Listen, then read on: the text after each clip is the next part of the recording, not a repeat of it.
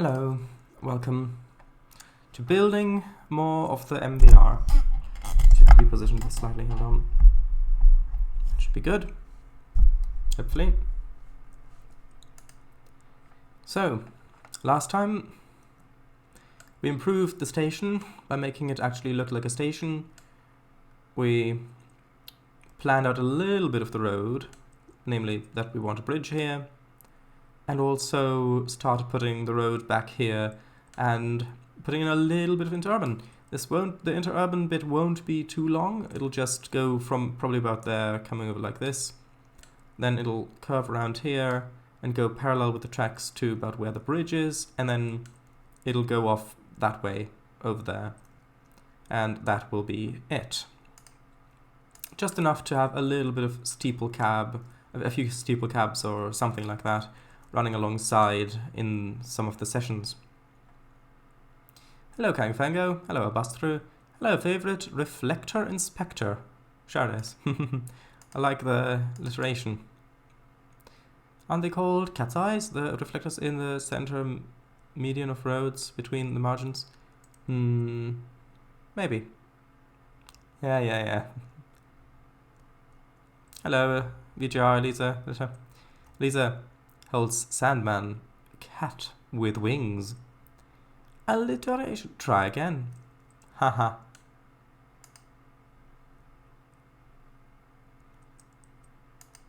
Come on. The assets need to load in a bit. What's my rendering setting at?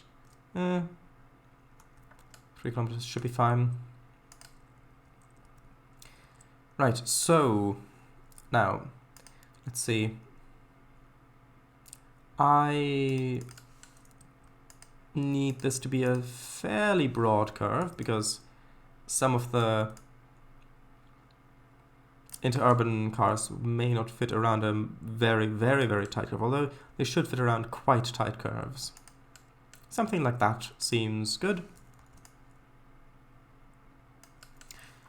Now let's quickly just make this intersection. Oops, 1 second. There we go.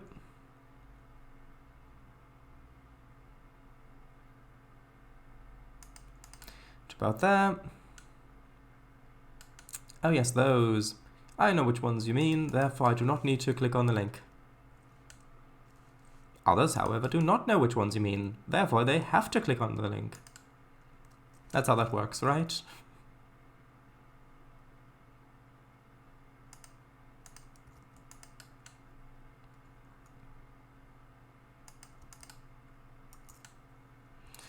Okay.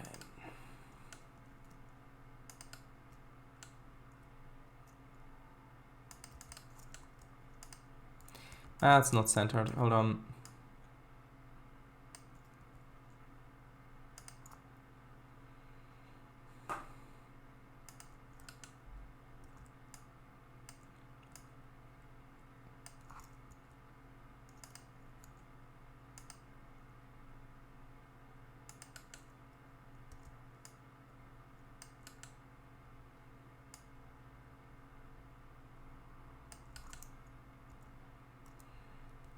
Okay, and I will also straighten these.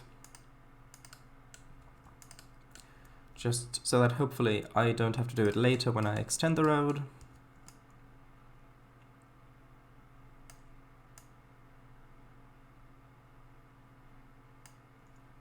Okay, there we are. Now this is pretty much in line with a grid like that. I think that's pretty much good. Right. Now let's connect that. And actually let's bring this across as well.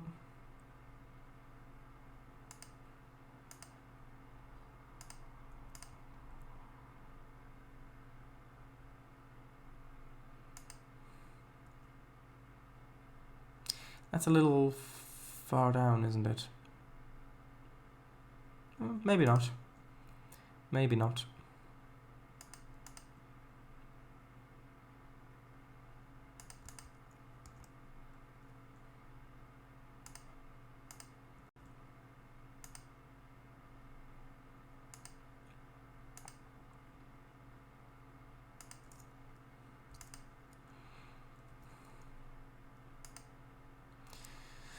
Now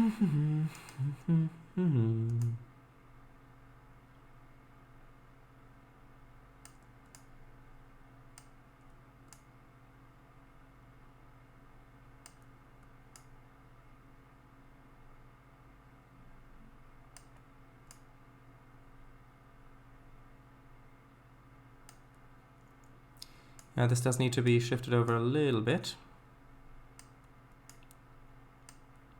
so that the lanes have the proper widths. Sort of like that. Then I'll paint underneath so that it's a little bit easier to see.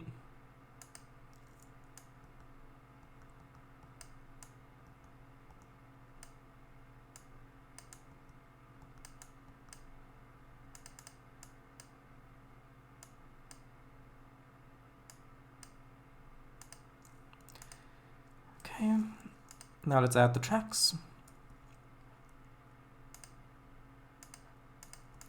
It should be fairly straightforward.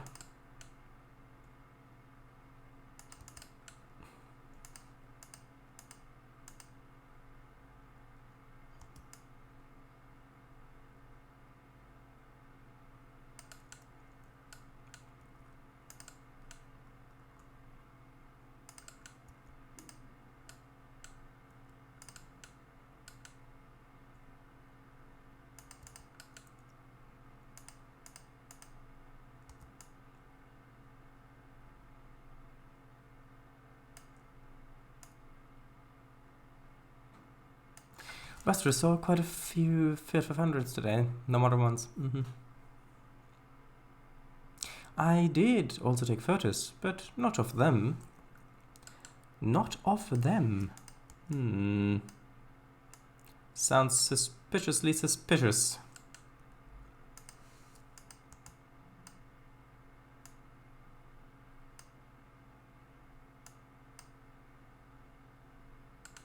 And is that okay, or nah, I need to really make this flow a little bit better. Hold on.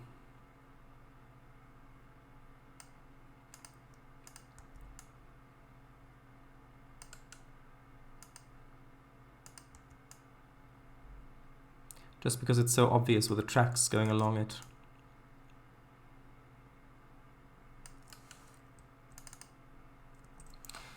I now have a Titanic 2 model. You may have seen it. When did you post pictures of it? I have to just now make the scene. Buster, are you looking forward for my nuclear castle? That's a good question, Kango. I wonder, is Albastro916 looking forward to your nuclear castle or not? Okay, so let's go fly a kite. No, let's bring this forward a bit.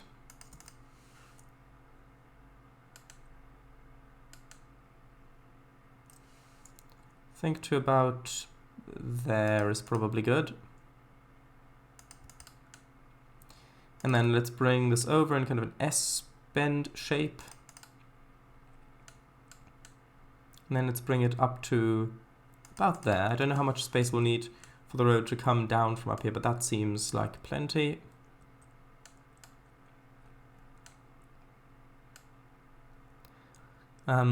About an hour ago in Intramisk. Then I haven't seen it. I haven't been on Discord yet since I got back home. That's what. Shadice, you can inform Kango that I'm looking forward to the nuclear castle. Okay? Kango Albastro wants me to inform you that the nuclear castle is looking forward to his visit. By him I of course mean Kango Fango himself. Oh yay, I can't wait to find out. Yes, that's totally what I said.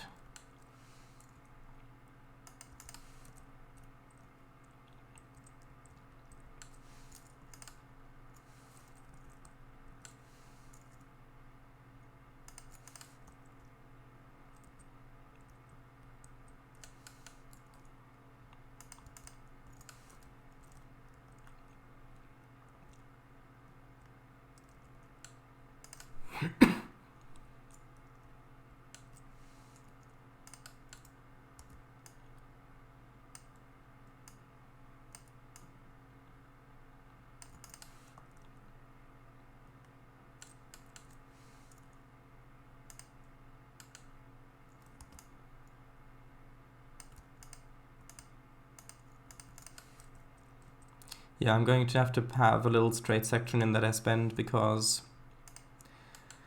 with the way that the splines work in this game, if you put in an S-bend, they get too close to each other in the middle of it. And so you have to manually add in spline points to reposition them. So if I add in a little straight section, well, if I begin the straight section, come on, here, and then end it about there, straighten these out, you can see how these are a bit too close. So then you've got to manually move them outside. And same here, look, they're overlapping on this point. So you've got to manually position them so that there's enough space.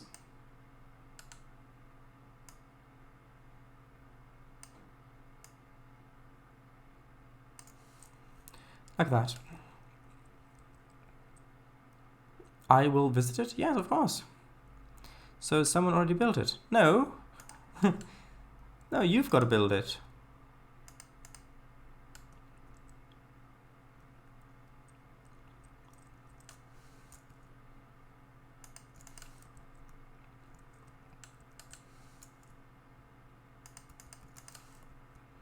Drat, might have known.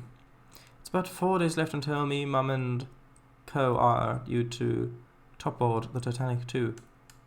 And this one, I'm assuming, is unsinkable, but this time we mean it, yes?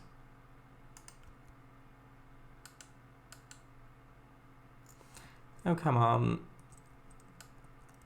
There we go. Load in, load.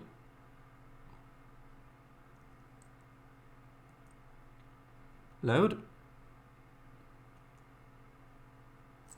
Did I not just straighten it?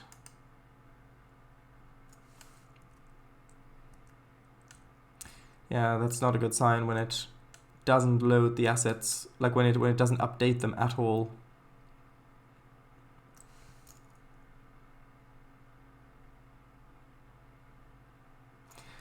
Just gonna wait for a little bit for it to update before I save. There we go. Okay, save. Oops, well, shadows. I also asked that. We will survive this time because we melted all the icebergs. Ah. But a viewer of mine proposed a hilarious theory. What if we get hit by a satellite? Well, you've just got to melt all the satellites in that case. Or rather, before that case.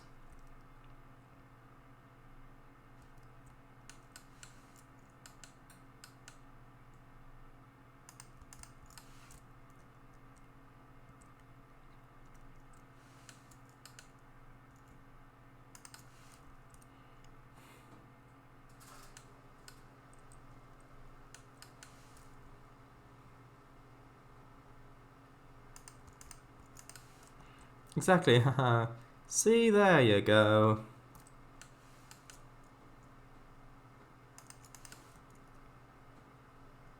Although, if you did melt all the satellites, how would any of your wireless internet devices work? Like, how would you get internet connection out on the ship? How would your GPS work? How would the ship's navigation system work if it uses GPS as its base, if there aren't any satellites? There may be some flaws in that plan after all. Install 4 upward-facing flamethrowers on the sides of each smokestack. Did I say we are gonna melt satellites? I didn't. Oh yes, of course you didn't. I mean, you would never say anything like that. The original Titanic use... Did the original Titanic use satellite-based GPS systems? No! It used sextants, probably.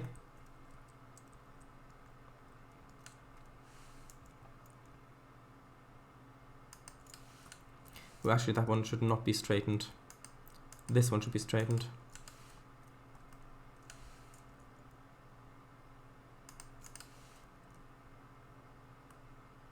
And you said exactly.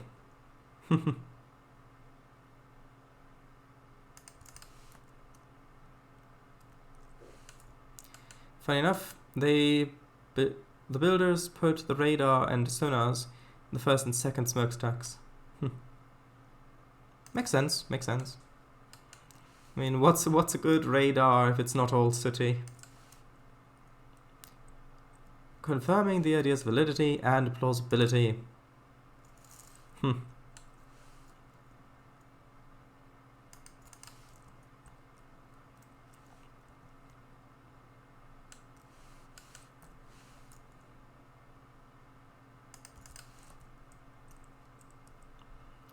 Okay, is that... yeah, the distance is okay.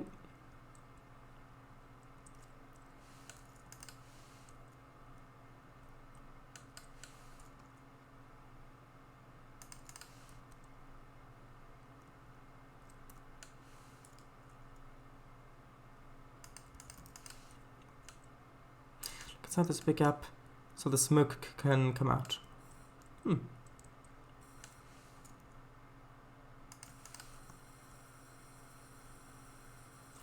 But wait a minute, do ships also have like weather radar?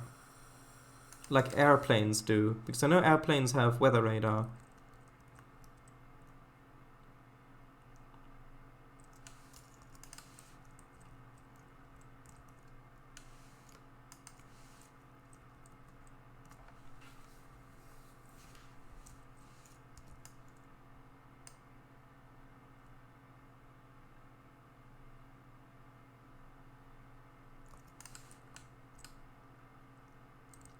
Because that weather radar also uses the, at least as far as I'm aware, it uses the particle density in clouds, like to determine humidity and how much rain is in the air and stuff like that. And wouldn't the smoke being in front of the radar mess with that? If it's an irregular surface, basically. Irregular volume, I mean. Weather balloons? No. I'm talking about the weather radar that is on board airplanes.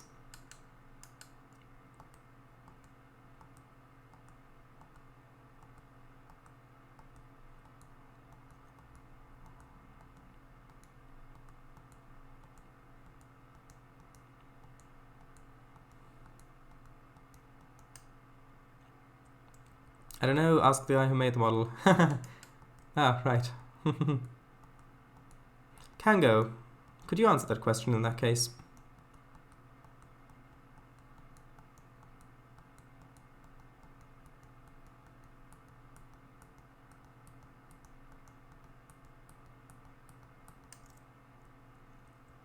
Well, the weather radar is at the front of the thing. Ah. I see. Trainz and Switz previously. In that order? Nah, haha. Very likely story. Also, I will turn off the, turn off the limit contextual information. Because then I can align the tracks properly with the spline splines. Well, with the spline points.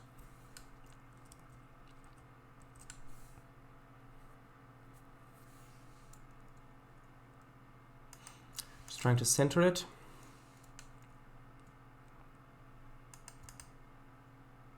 Ish. I thought I straightened that.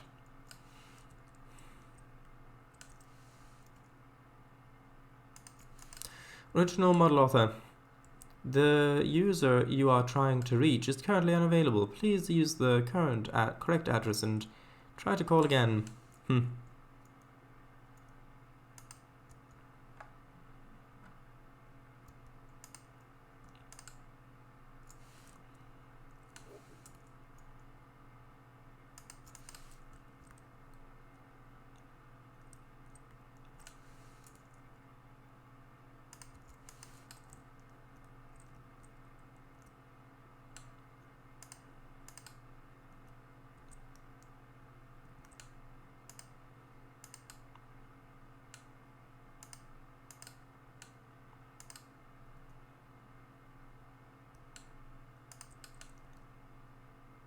I wonder, would it be on the outside or on the inside? If there aren't any stops, it might actually be more common to have this on the inside, because then if there are cars parked... interesting. Yeah, I think I am going to have it on the inside. So I'm going to need to put in a transition, probably along that long straight section.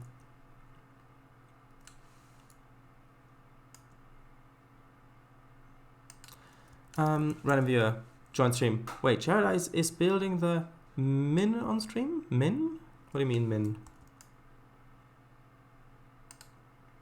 Model Mesh mentioned it as sonar, but I find that hard to believe.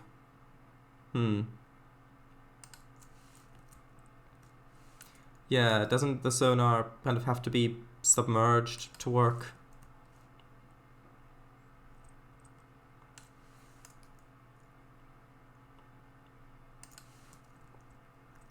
It's not MVR, but MIN. What? Oh, is it in this?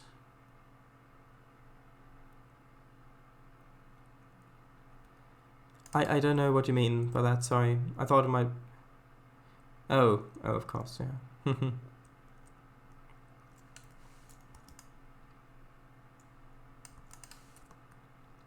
Yeah, that's why it's only on submarines.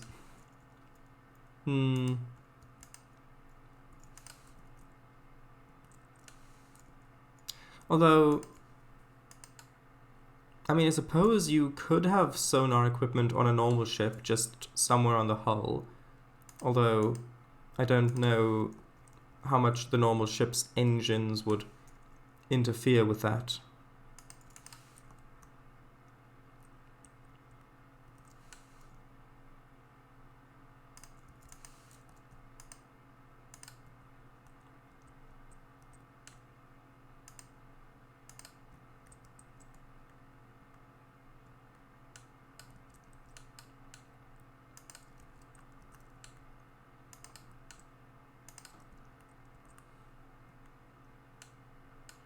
Okay, and here, this is a bit too long as a lane change. However, probably like there, would assume to be good length. So if I move this over to already be in that other lane.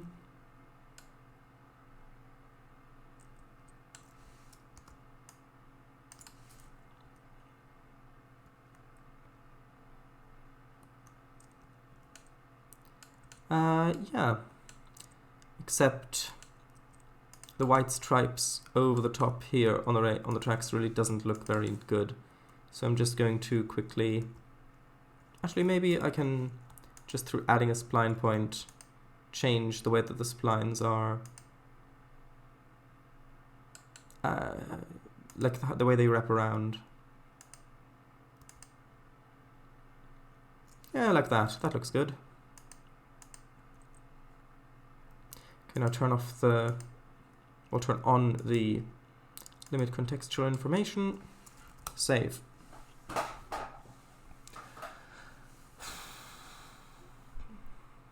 Yeah, right. Error, turbine disturbance. Detector still had the classic triple expansion engines, but fitted by oil, synthetic kerosene, not coal. Makes sense.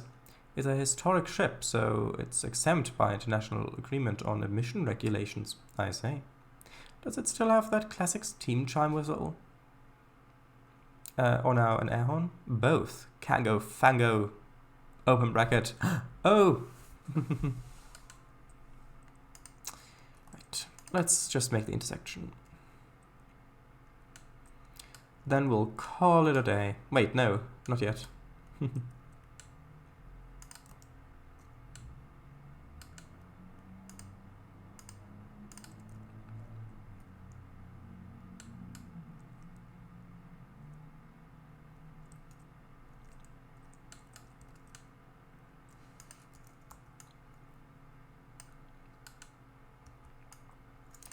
Who actually are these?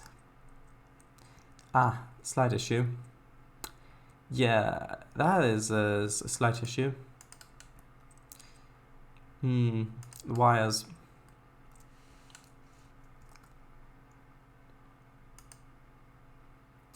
Oh, I thought I'd selected the other one.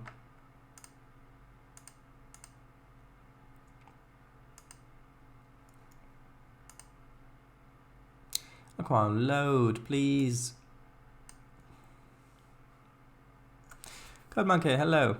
Well, I've just got here. That usually signals the minute end of the stream. Hello. No, I'm just joking. The stream is going to go until midnight UK time.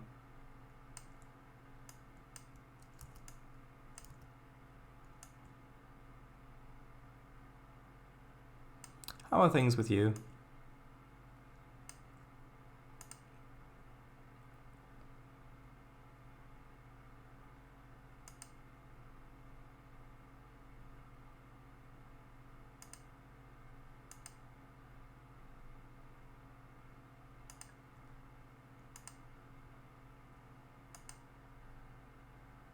Can hear the owls outside.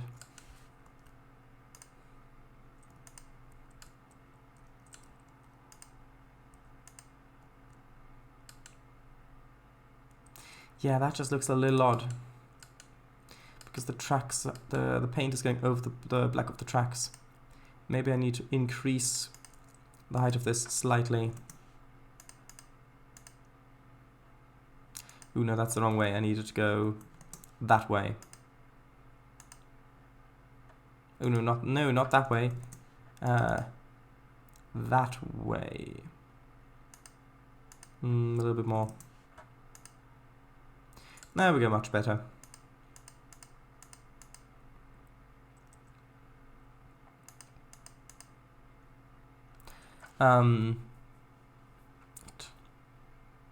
Historic Museum, because yes. I read the other message above as well. Well, train streams do start at 10 now. 26 minutes ago. Owls? Things are quiet, and we have streetcars now? Well, so this is the end of the route, pretty much. You can see we've got the terminus here at New Penzance. If I zoom out to show you the map view, you can see we're down here. We've gone past the yard, which is here, past the industrial district there, all the way through the city along here, until we eventually pass under this other main line, which is basically just going to go off the map into portals. And then as we come over here through the crossovers, we get to the terminus, which is where the route ends. And I yesterday had the idea to have a little streetcar interurban railroad going by here. It won't be a long section of it, it'll just come from off the map here, go behind the station, and then go along the tracks for a little bit here. And then it'll go off the map again past the intersection where the road comes down from the bridge. Just so that in sessions I can have a little bit of parallel running with like steeple cabs or streetcars if there are any good ones that match the pantographite. Yeah, because I did actually a couple of years ago start an interurban railroad in Trainz, but I didn't continue it because I didn't have any good streetcars that matched the pantographite of the steeple cabs that I was using. However, I did get some experience on how to make this, and so what assets I would like to use. So I just copied those assets over here, and here we are. My owl impression is pretty good. Good. It's an interurban, just for air trains decoration. We want to hear. Indeed it is. It is so good, in fact, you even trigger a letter. Peter Witt streetcars? Maybe, I don't know. I see. Period appropriate flavoring. Even though by the 60s a lot of the streetcars were already gone, but there were still some. Right, so oh yes, the intersection. Right. You've got it installed, Peter Witt streetcar. Good. Although I don't really see the point in trying it out now because, well, I'm I'm still building this area and not making the sessions yet. Yet? You mean you're going to make sessions for this? Yes, I will make sessions for this. Curve radius test. Ah, that's a good point, yeah. Although those streetcars could go around some really sharp curves.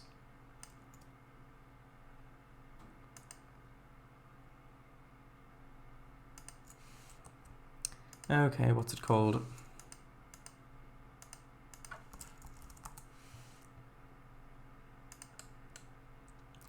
There we go.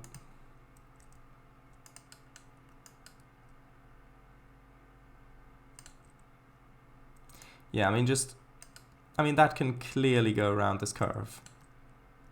You can see how the bogies are just pivoting freely.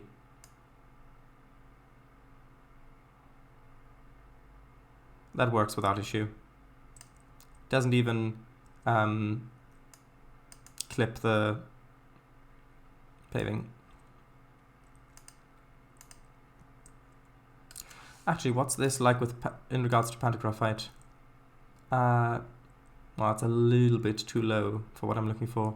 Plus, this one doesn't have the pantograph doesn't trail like with some of the other ones, because with some of the other ones, the pantograph is actually a separate vehicle that you attach to it, and so it trails properly. Freelance trolley coach? I have no idea.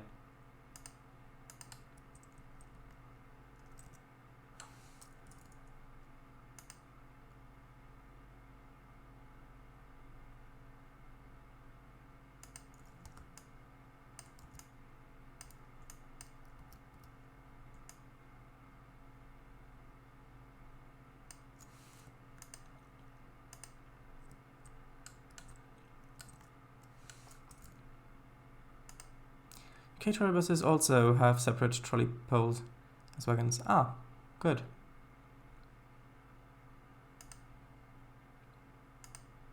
By the way, Code Monkey, did you see the announcement video about the new route I'll be making since the MVR is now nearing its completion? Right, let out and go to bed and go to sleep. Good night. Bye-bye, VGR. Lisa. Okay, how does that look? That looks good. I'll probably put in some zebra stripes along here, because if it's by the station, then you're going to want people to be able to cross the street as freely as possible, I would imagine. Although if it's a main road like that, maybe you wouldn't. Let's see. How about if I just put one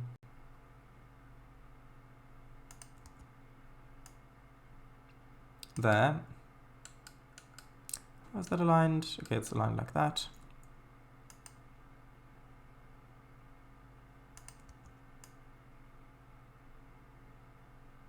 It's aligned like that. I need to lower this, of course.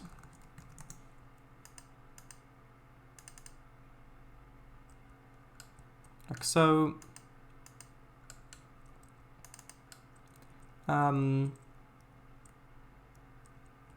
Do I like that? Maybe. Although I do think that in this particular case, it does need to have the outlines. Yes, I'm just putting them on when and if I think that they look good in this case. I'm not too worried about consistency in this particular instance of road markings.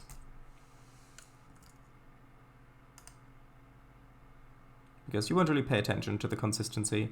You'll just look at the scene, and I want the composition of the scene to be as good as it can be. And so if adding these stripes either side makes this particular scene look better but makes others look worse, then I'm just not going to have it in the others. Ah, Pacific Electric, Hooflim.rabbit, yeah. Good old Pacific Electric. Yeah, I'd love to make an actual interurban railroad that goes into countryside as well at some point.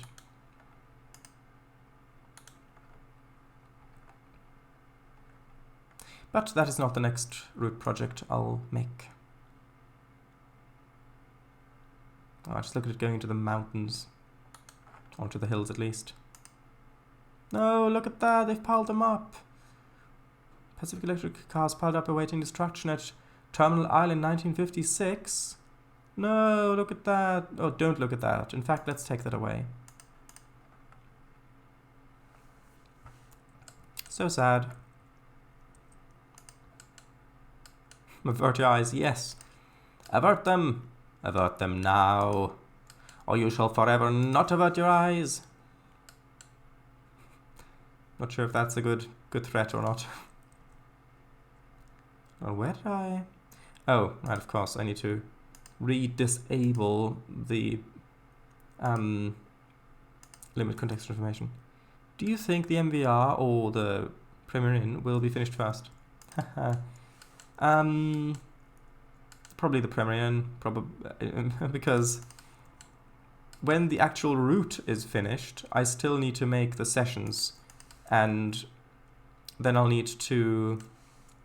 Well, when the actual route is finished, I'll need to update certain areas of the route, then I'll need to make the sessions, then I need to make the trailer, and all the screenshots and all that sort of stuff, and then I'll need to submit it to the Trainz Content Creator Program beta testing, and then I'll have to go through that for like at least 2 weeks, I think, minimum, and then after all of that, then it'll finally be actually done and released. So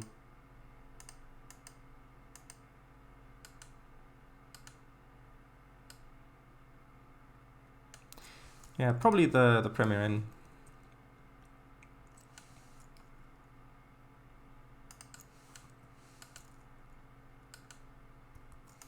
Oh yeah, I remember these wires being notoriously difficult to click on to straighten when I made the Mexford into Urban. Well, when I started that.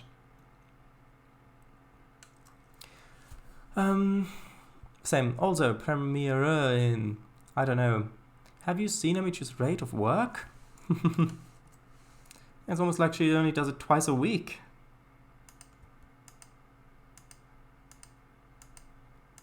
Come on. This needs to be straightened. Yeah, it's especially tricky when it's on top of the tracks, because then it's like it's trying to straighten the tracks out instead of straightening the... Oh, and that's here, not even connected. Hold on. It's like it's trying to straighten out the tracks. It's clicking. I'm clicking on the other collider, which is why I think I put the catenary on a separate layer on the Mexford into urban route. But I don't really think that's necessary here because of how short the distance is.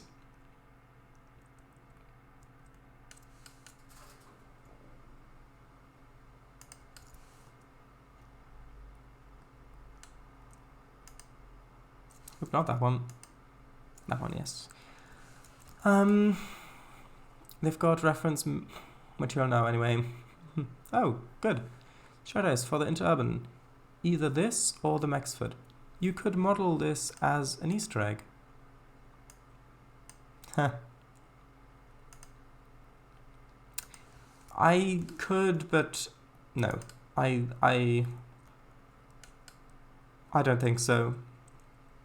It would take a long time to get all the textures and to make it look good and all that sort of stuff. I'd rather do other things. But you can do it, and if you made that asset, then I would place it here.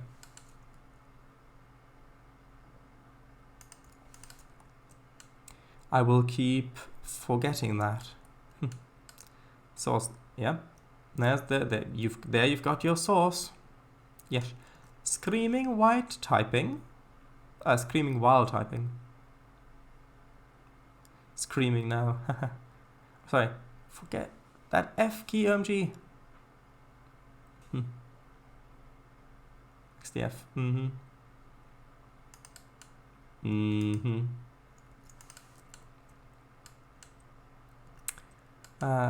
Impressive. And intimidating, I would imagine. It became muscle memory. Whoa! Congrats.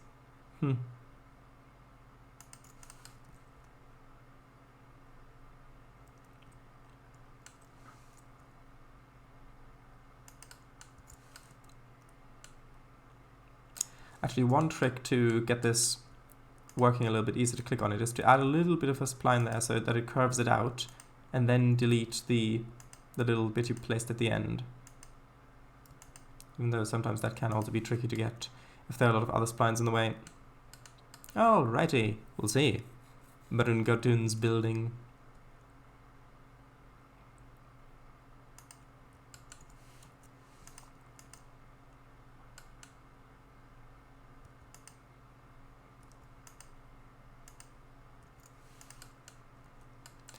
Could even have a night map. Mm-hmm.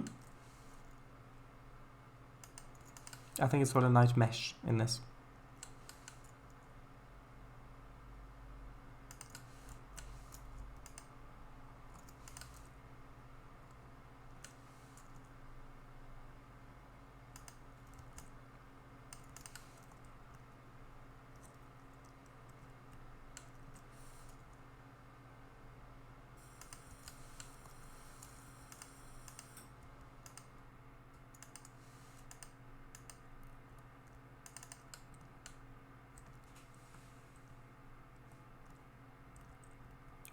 Okay. And a snow map, snow mesh. I think it's called a season mesh table or something like that. Oh, sorry.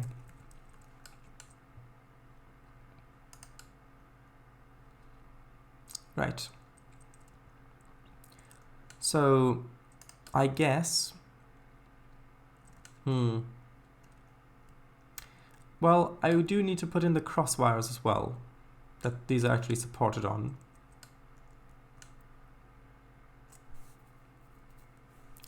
However, I don't know that that's really the best thing to do currently.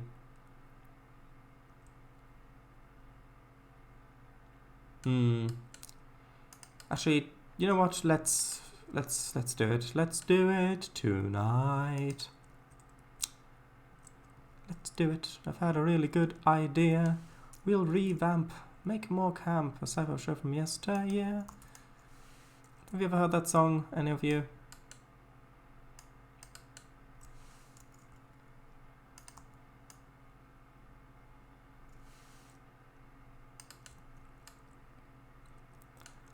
Can't do it. I can't do it. I really feel that I can't cope. Yes.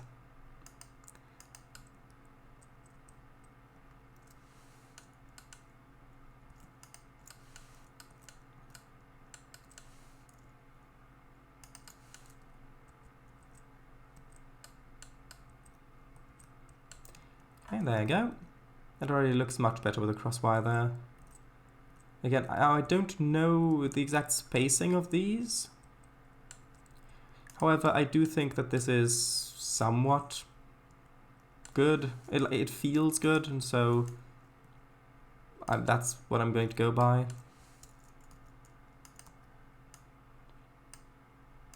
Reference lost on me, sadly. Yeah, it's a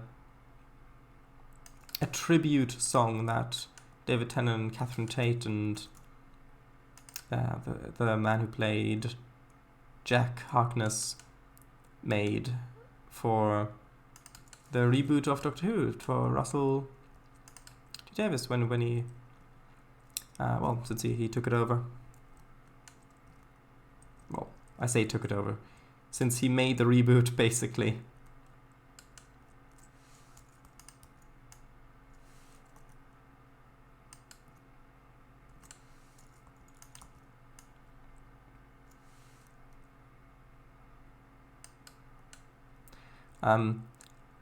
They'll think that this is all a joke. John Barman, aka Captain Jack Harkness. Mm-hmm.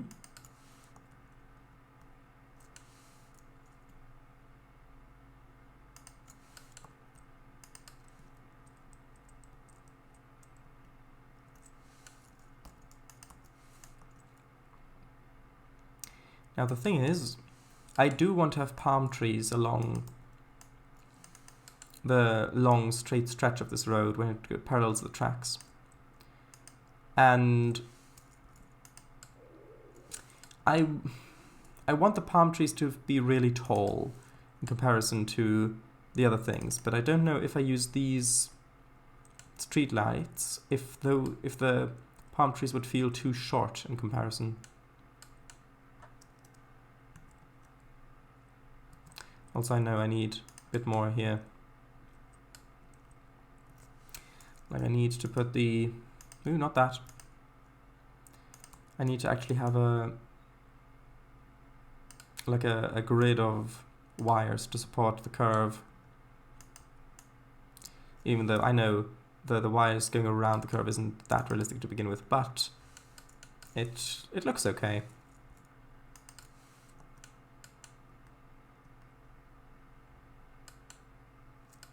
Especially if they come around to like over here and they're supported like that.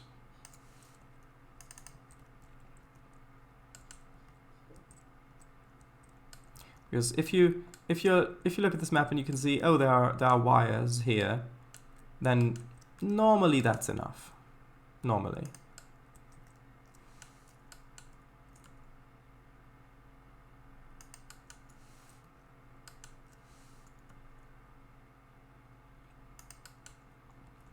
Plus, I think they sometimes have spacers between the wires so that it's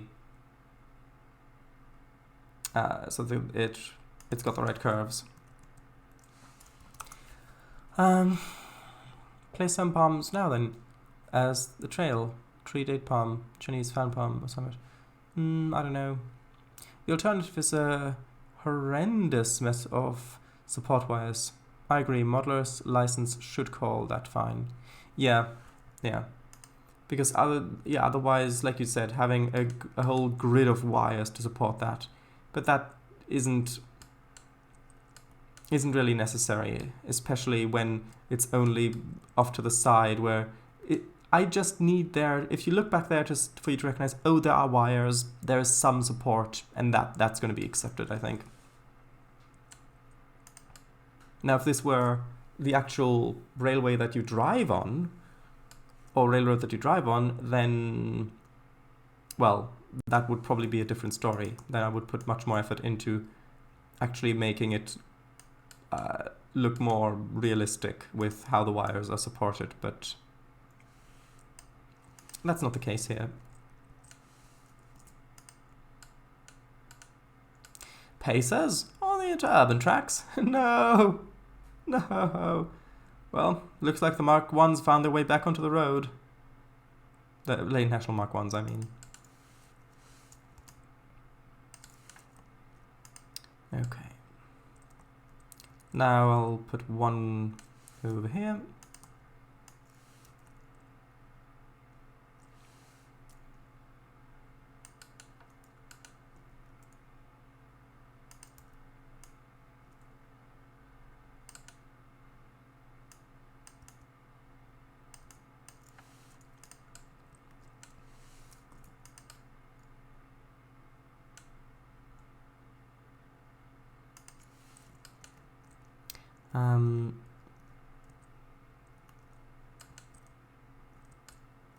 That's probably fine like this.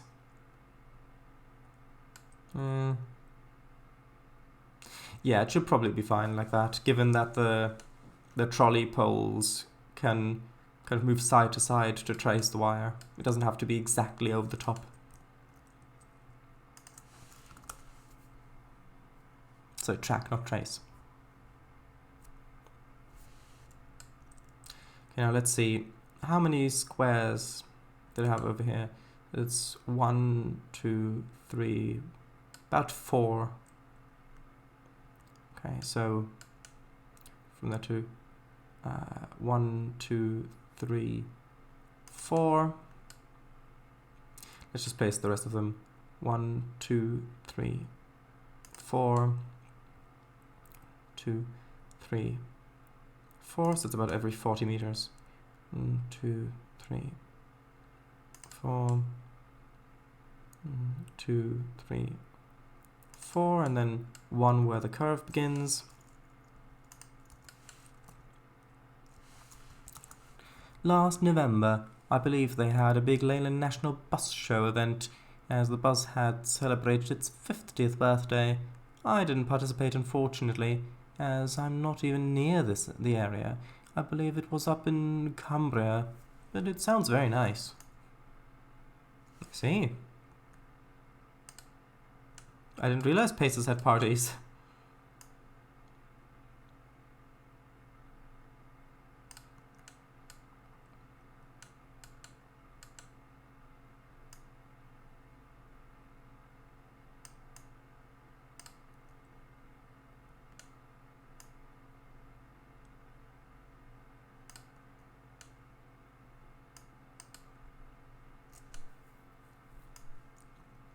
I think Bus Magazine did an article on that. You might be able to get a back issue on the website.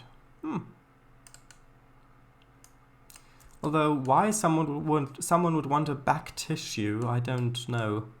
To me, that sounds a bit disgusting.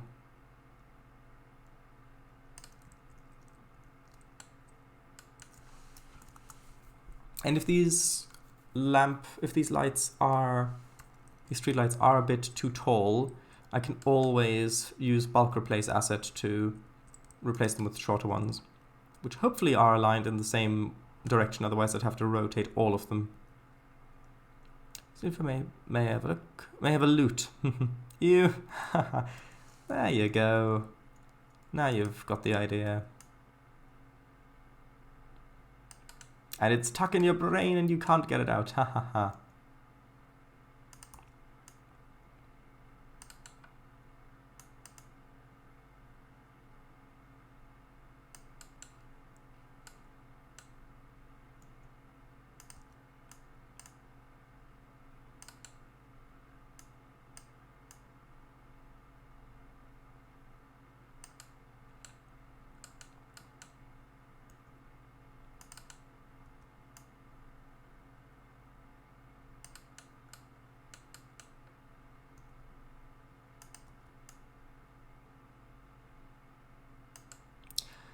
Someone should also make an EU compilation.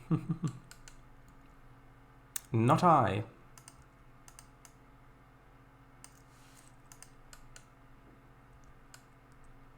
Best Garages moments, etc.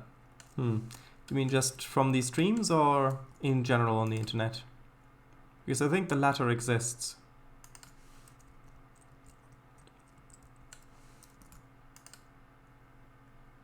I neither, haha. I neither, haha. These streams, ugh. Lech, pant. Oh, there's another one for the highlight reel.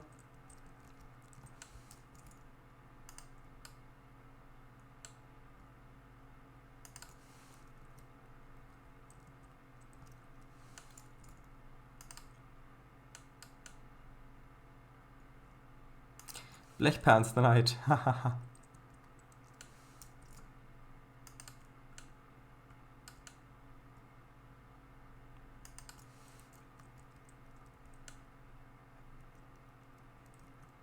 Okay, let's quickly disable the... well, enable the limit contextual information. So then I can just see what this looks like. So, Blechpants.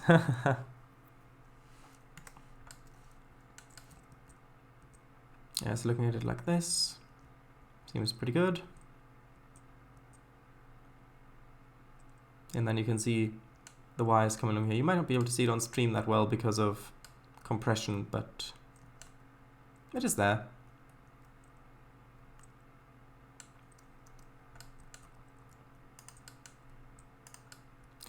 Right.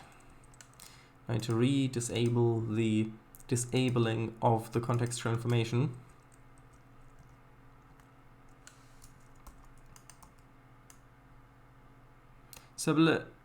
Yes, it is.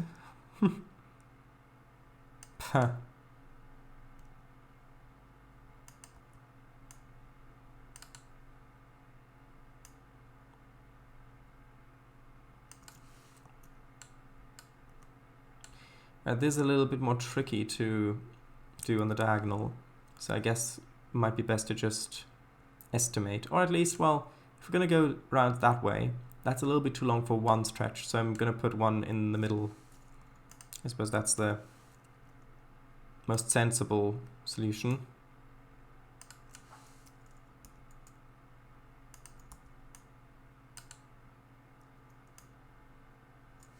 Also, when I do make that British electric route, I won't have to worry about the wires, because third rail, haha, it actually follows the tracks without needing complicated support structures.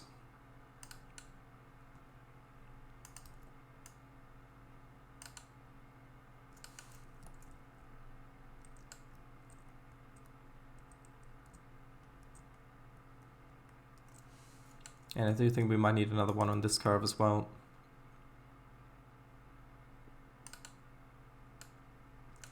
Show the mystery 465 on stream. No, not yet.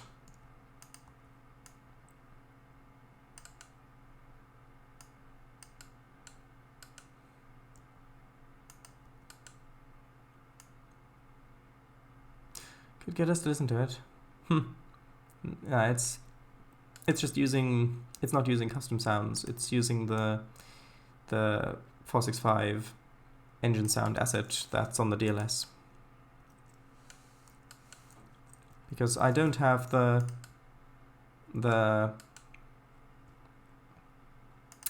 funding to travel to London or Kent to actually record the sounds myself and work on them. I would love to do that if I had the money for it, but I do not.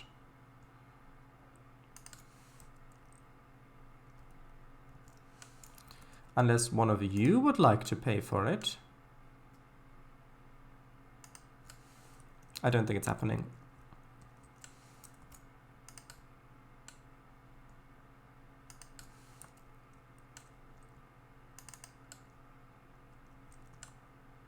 It would be so nice if there was just a button to press, like a keyboard shortcut, to hide all of the spline points, even when limit contextual information is off.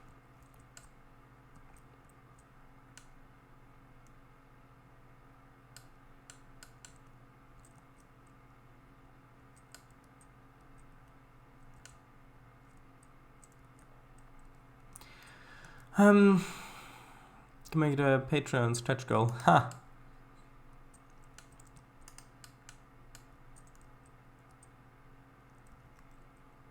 Yeah, I mean, if I had things to actually offer on Patreon, to actually set up some tiers, to not just have it be a purely tipping site, then maybe, but I know you're serious, but and it's $465.99, yeah. Well, pounds.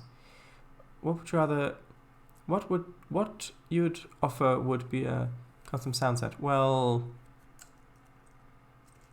yeah, but I don't want to promise those things, but because if I can't get good recordings, then, well, the whole idea is scrapped, and then I would have already spent the money to actually get there, so that wouldn't really work very well.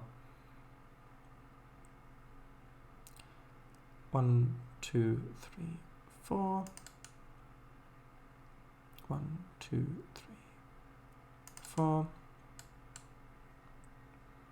1, 2, 3, 4. 3, 2, 4, 1. 2, 1, 4, 3. 1, 1, 2, 3. 3, 1, 1, 4. You'd also have to invest in a decent sound recorder too. I mean, I have a...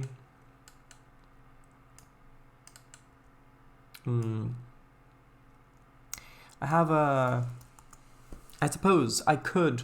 I do have a sound recorder. It's like for a clip-on microphone recorder. I don't know if that would be good quality or if that would be beyond the microphone's capacity. But I could try it out with local Trainz and see how they sound on it, to see if the quality would even be there from the equipment. But then I guess I could always also use the camera's microphone, because I do have a admittedly a little bit older but quite good camera, and so maybe that would work. But still, I mean, yeah, with the way things are now, I don't think there's a chance of a goal like that being reached on Patreon currently. I think that I would have to actually set up tiers for things, for tiers for stuff people can basically buy on there. Whether that's, because I know that some YouTube channels like offer early access to videos, but pretty much, at least at the moment, my videos are the live streams, and you can't get much more early access than being able to watch them live, which of course I don't want to lock behind a paywall. That would be a little strange. Plus, of course, it wouldn't really work on many levels. Plus, it would also, of course, mainly destroy the community aspects of these live streams. Now, when the third rail network will be built, then yes, I'll make videos that will be edited, and then that may very well be a thing where you can get early access from it if you want to see the progress sooner. However, I don't really know if that will be that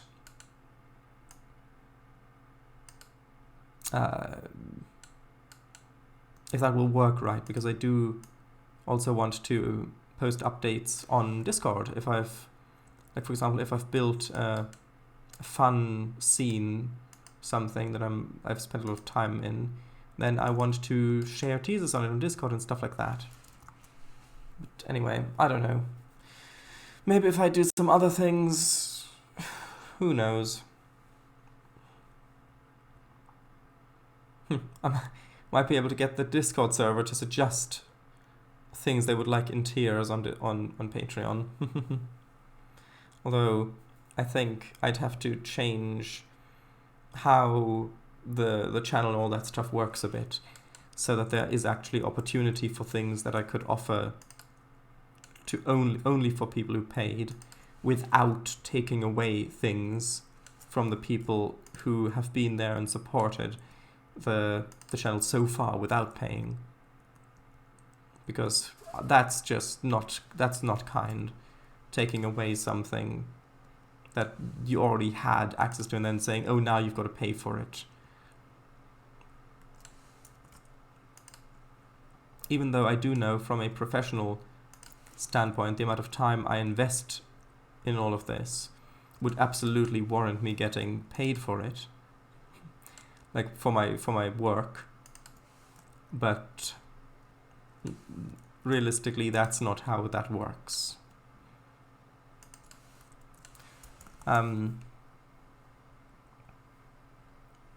Shadows, you could do a training run with a 166, which can be quite costly. Yeah, just bring the blue snowball and plug it into the southeastern socket. Maybe that's what I meant. Shadows, you could offer naming streets or buildings after Patreons. Yeah, but I think that would really only work if there are a large number of people paying, because if it's just, I don't know, like 5 or 10 people, which for how things are currently would still be an upgrade, then I mean, I named 10 buildings and that's that. There isn't really much. I don't know. That seems like a very weak thing to say. Oh, you can do this, especially with how much community input I have from the Twitch chat in these live streams anyway, saying like if someone actually offers a lot of ideas or a lot of feedback or stuff like that on these Trainz streams, then I might want to give them something like that, just as a recognition of their contribution. But if I lock that behind a paywall, then, well, I wouldn't really be able to do that.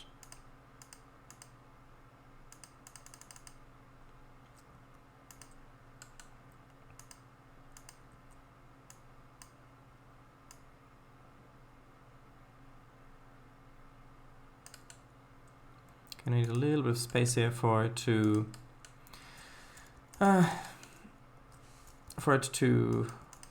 widen again, because these are a little bit narrower. How steep is that? That is really quite steep.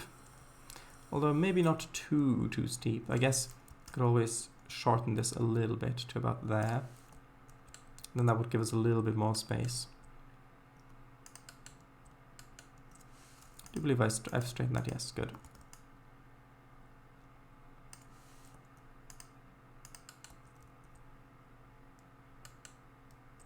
Although, oh, sorry for bumping the microphone. I don't know if that would really work space-wise.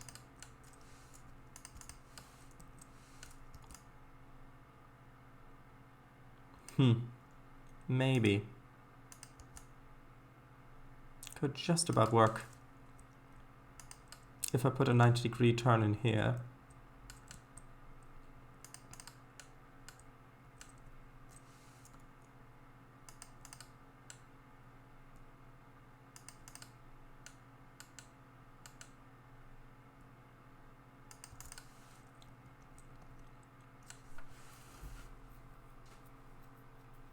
Suggest in tears. What are you going to say to them? City, you won't want to know. But like DTG, Shadow's European and US loco and asset packs always come with the game, and then they just went, oh, now you've got to pay for them. A little bit, but there are some more extreme examples of that as well.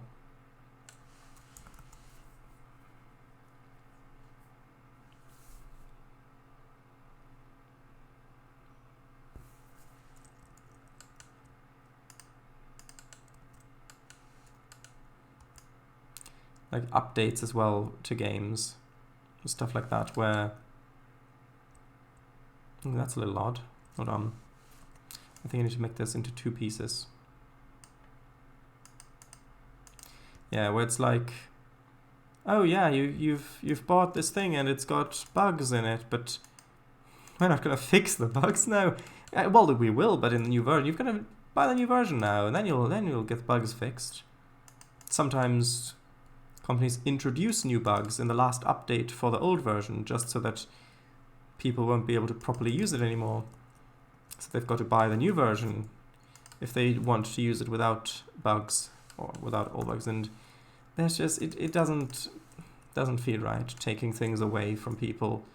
Either, I mean, that they already paid for, of course, but if it's something that used to be free, just turning around saying, no, actually now you've got to pay for it, isn't great. Although understandable if you look at it from the point of view of the developer. If you look at it from the point of view of the consumer, or in this case the community member, that's not great.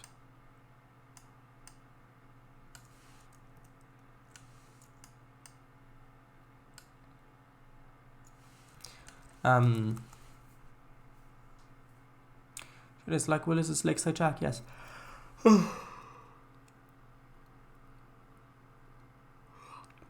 Take a loan of 100k, then change your identity so they can never contact you again. Yeah, because in the modern world, that definitely works like that. Because in the 19th century, people definitely did that. Especially in America, con men used to con people and then change their name. Well, they used to then just go to a different state and call themselves by a different name, and that was pretty much it. And yeah, but nowadays, I don't think it would be that easy.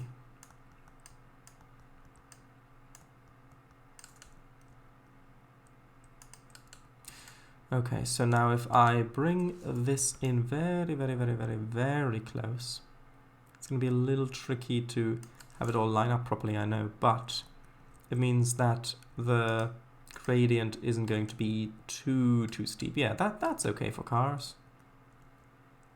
It is quite steep still, but I think that's just about shallow enough, maybe. What about if we look over here at some of these?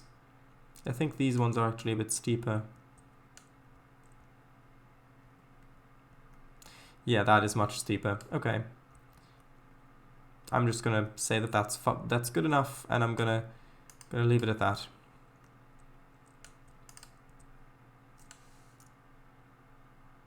Although I will, I'll do that later. I was going to say I will remove the sidewalks so that I can more easily see what I'm doing. However, that is not really necessary at that point. Although I may actually need to change some things so that the angles work correctly.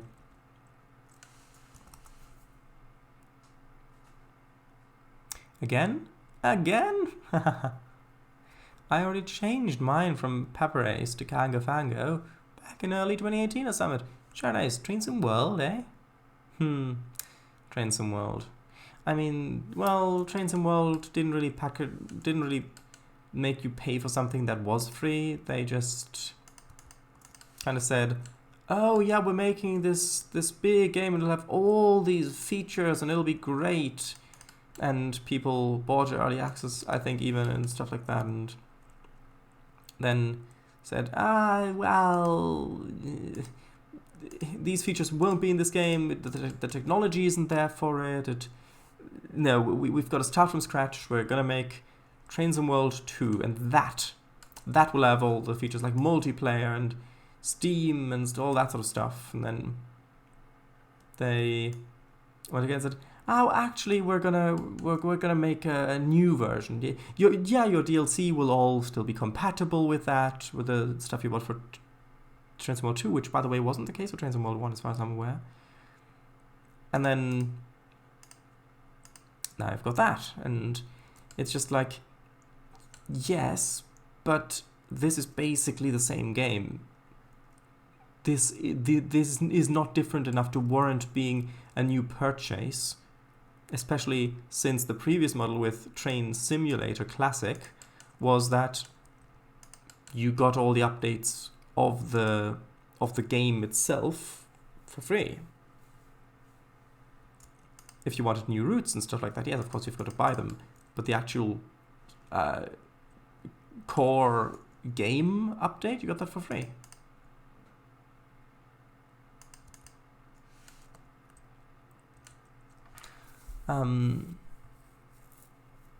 Ringing NatWest right now. Halifax, NatWest, sure. Trainz, have the interurban crossover? No.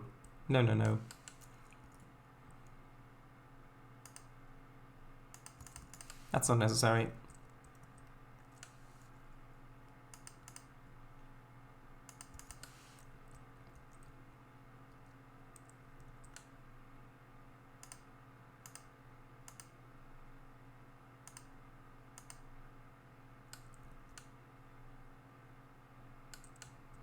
Okay, let's just quickly paint on this so that it's easier to see, to work with.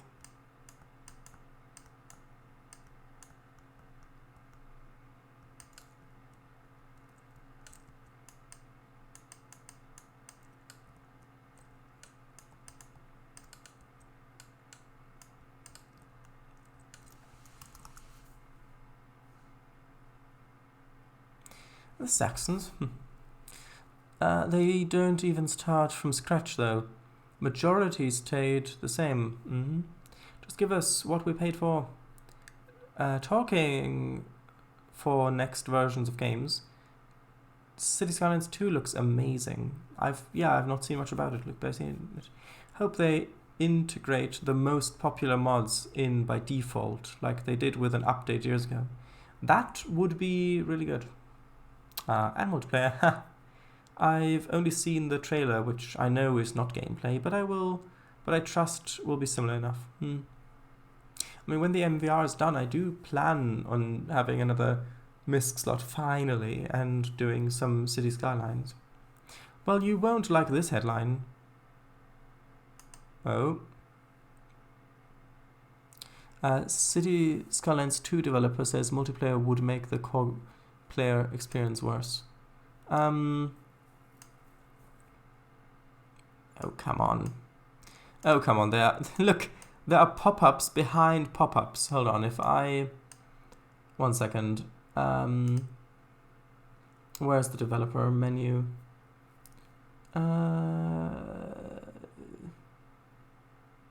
Web Inspector, I think that's it.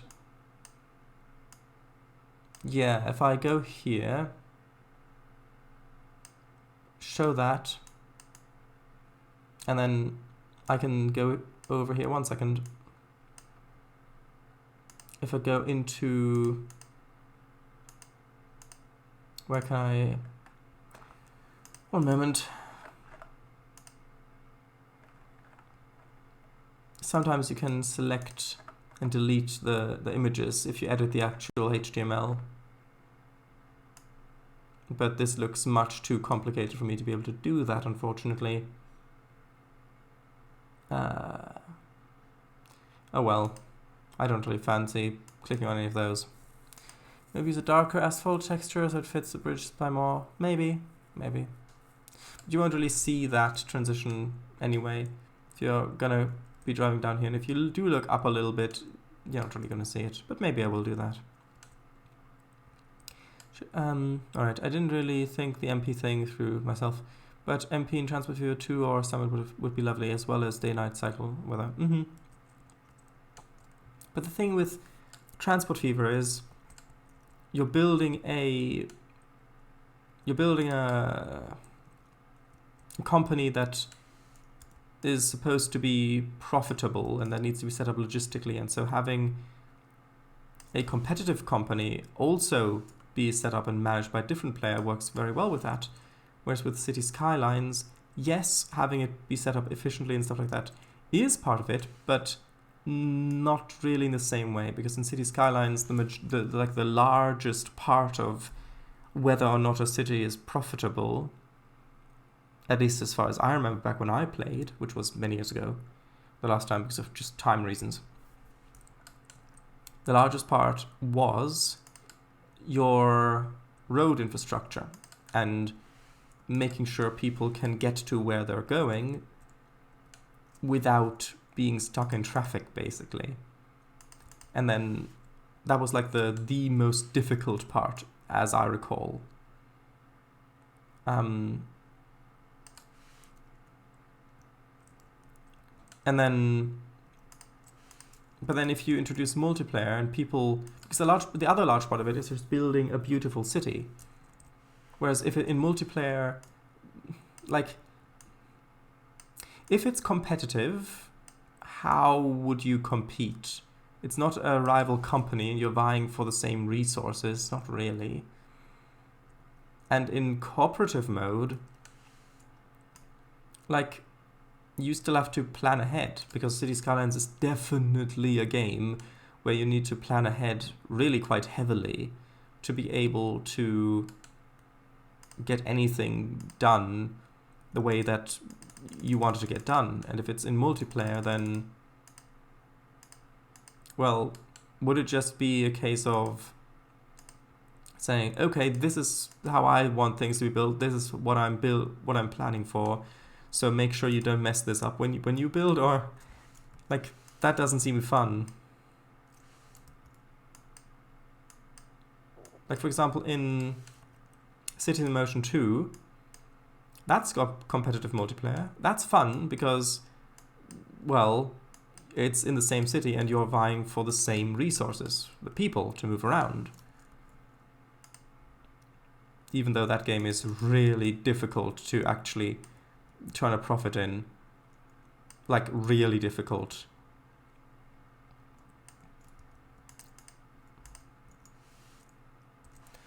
Yeah, the article has nothing interesting, so just go by the title. Yeah. Sure it is. Underneath the headline it says, it's not a definitive no to multiplayer, but it's pretty close. In Cities Skylines multiplayer would be good for sandbox. So you mean like without money, where you just build a pretty city together? Yeah, I can see that. I can see that. But then you could just do the same thing in Trainz with TRS 22, which has the multiplayer surveyor, apparently. I haven't tested it out myself. Even though I do actually now own a copy of TRS 22, because I got it when it was on sale in the Mac App Store. Oh, come on, assets, please update. I need to see what I'm actually doing. I know, it helps when you speak with the computer programs that does not have voice recognition software installed or integrated. I could build a district of a city. One player could be an amazing road layout design, and the other could be an amazing detailer, for example. True. But that's then not really the main core of gameplay, like the article said, or the headline said. Has this now finally... Hold on. Nope, it's still not updating the assets. Hold on. It's just gotta wait. Just gotta wait. And then little chorus. Now what?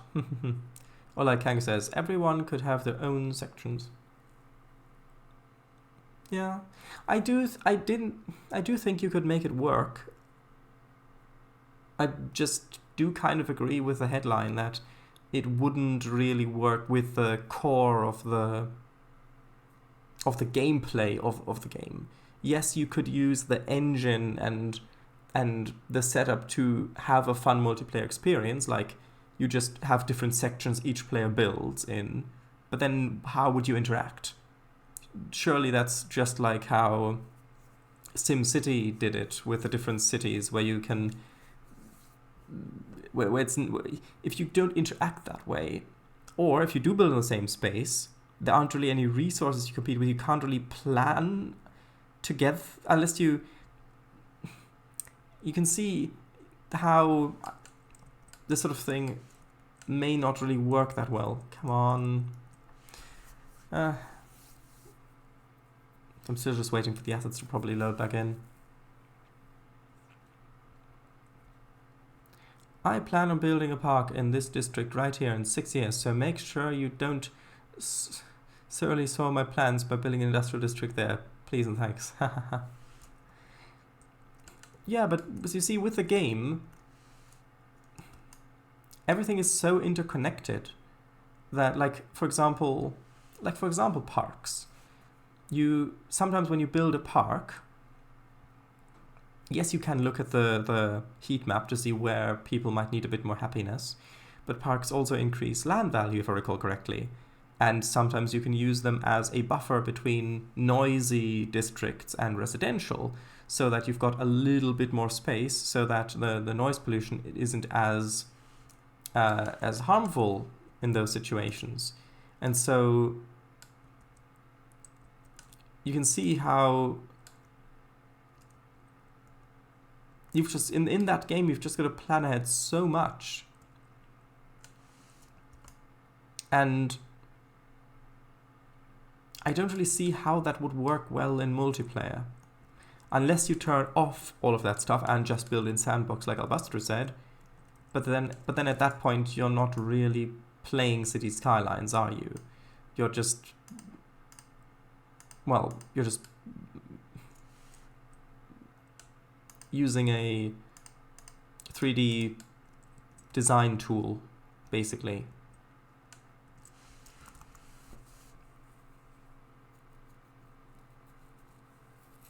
Yeah, Tiers 22 was thrown out for $9.99 a few months back. Snatch, SNCF. A lot of it seems to be social rather than gameplay issues. It's about people sharing responsibility on a cooperative project. Yeah. Yeah. Which is basically what I was saying as well. How... Yeah, basically what I just said. I don't really need to repeat what I just said to... Yeah.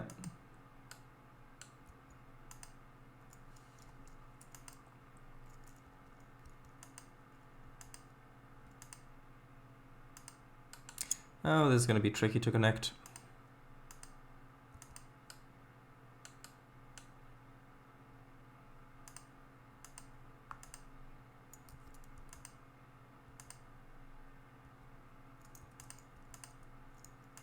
I thought I pressed G to get... There we go. I can see that, yeah. I think cooperative multiplayer would only really work if all players already know the game very well. Well, yes and no, because I think maybe it would be the opposite. Because if all of the players playing already know the game pretty well, they're much more likely to plan ahead and think out. Like, for example, if you're building a new highway through your city,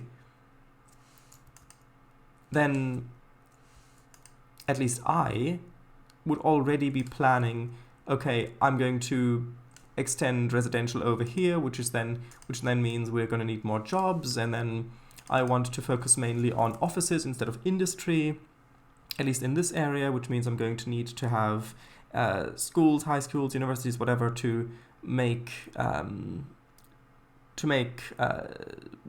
skilled workers, so that the offices will then have people to work at, which means that I'm going to need to connect that with the highway. So I'm going to lay out the highway this specific way, especially since people are going to want to use the highway to get to and from the universities as well.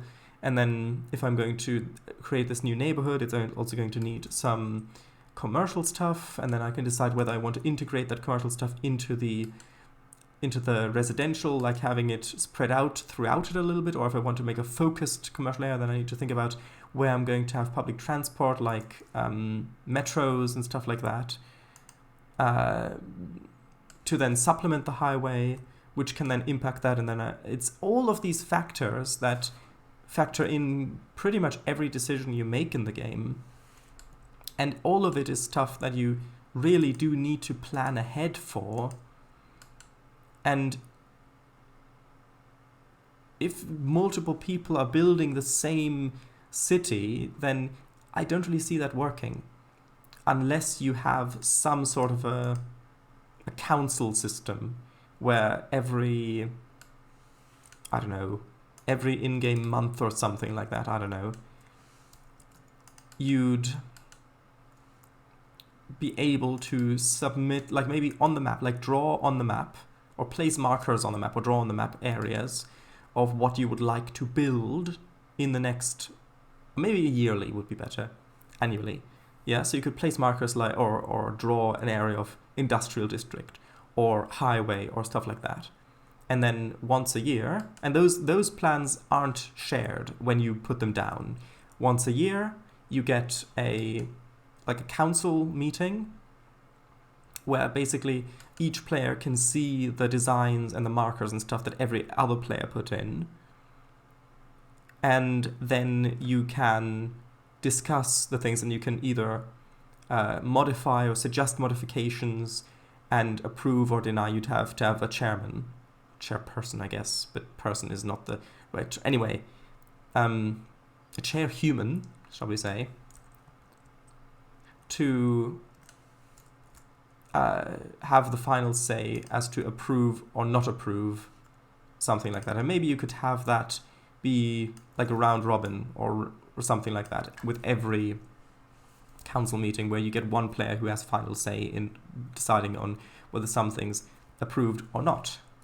And then for the next year, all of the different markers that all different players have are going to be visible for all players, so that in this year everybody knows what everybody else has planned and is going to work on, and there was a chance for everybody to communicate and to make the plans work in the way that so that they all work together, that they hopefully mesh, so that nobody's building something without someone else messing up someone else's plans. And I can see that working with how much you've got to plan ahead. But then, is that really fun? I think in the short term, yes. The actual idea of having the council meetings and being able to share the plans and change them and communicate and do all of that, that sounds really fun. That's like really proper cooperative gameplay there. But in the majority of the game, like until the next meeting, you're basically just carrying out what you've already decided to do. You can't really adapt the plans. If you said, okay, I want to build a highway there because I want to build a unique monument over there, like for example the big hotel or something, or an international airport or whatever, and you want to connect it with a metro or the train, then if you're building that and you get a bit bored, you can't just say, okay, I'm gonna do something else somewhere, because then other people who are building the city are going to be relying on that airport being there. Like if someone wants to build a tourism district, they would be relying on that airport being built and being properly connected, which if you're bored and you don't do that and you do something else, that's not really going to work. Also, I think I'm going to cheat a little bit here by just kind of hiding that in the terrain a little bit, like so. Because I can't really get rid of the spline because it needs to be there for the straight section. But like this, I can at least hide it somewhat. Hold on. Maybe not that much. I guess that's as good as we're going to get. Although I suppose I can put in another tiny little section over the top. There we go.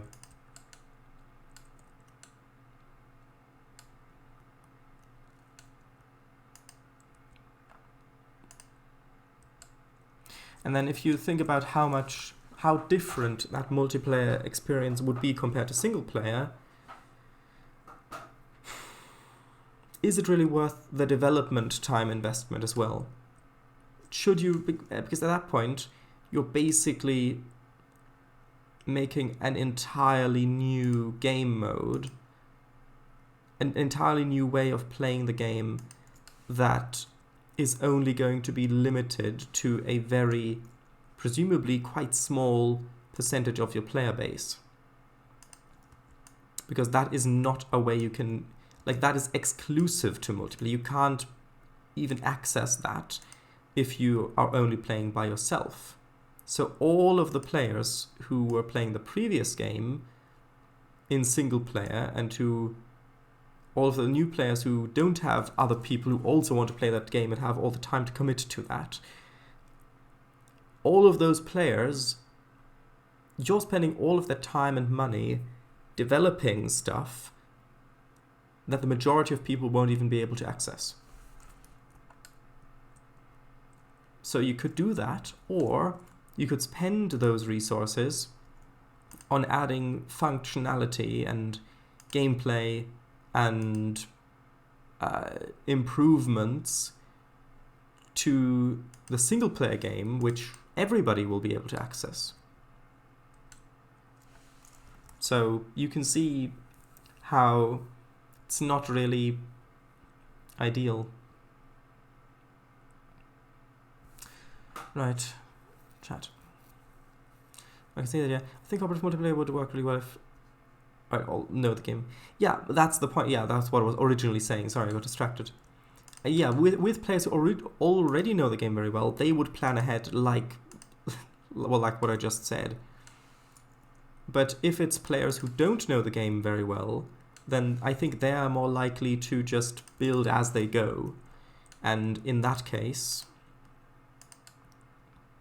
that might be more conducive to playing in multiplayer, because then you can react to whatever someone else is building. And you won't really mess up each other's plans if you don't really have that detailed plans. I think an addition of multiplayer can make for fun experiences with most games, but it wouldn't necessarily make the games better. If you want to see a cooperative city builder, look at Constructor 1990s or the recent reboot. Oh? Well, co-op is a stretch. You can send things to set... You can send thugs to set fire to your enemies' tenants' houses. Ah! Yeah, because these all look like very trustworthy people. Let's just have a little look. Ah, I see. Although this doesn't look as logistically complicated. Ah, yes, here are the fires, I see. As logistically complicated as what I was talking about. I've never seen that, heard of that before, yeah. Sure it is, but if all players know the game very well, they'll be able to rely on each other to not mess things up, right? No. No, no, no. If all players know the game very well, then everybody's going to have their own plan and won't want to deviate from that plan because, well, they will be convinced that that is the best way of actually playing the game and continuing to do that. And so they wouldn't really want to compromise on other people's plans, I don't think. I think that's a situation where that would be the case, I believe. I know I've still got chat to read, but I would just want to build a little bit more.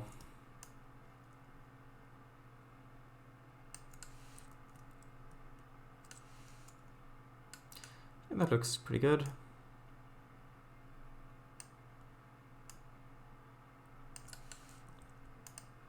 Okay, now let's... Oh, come on. If there were a... Like, the limit contextual information, just have a keyboard shortcut for that. That would be so useful.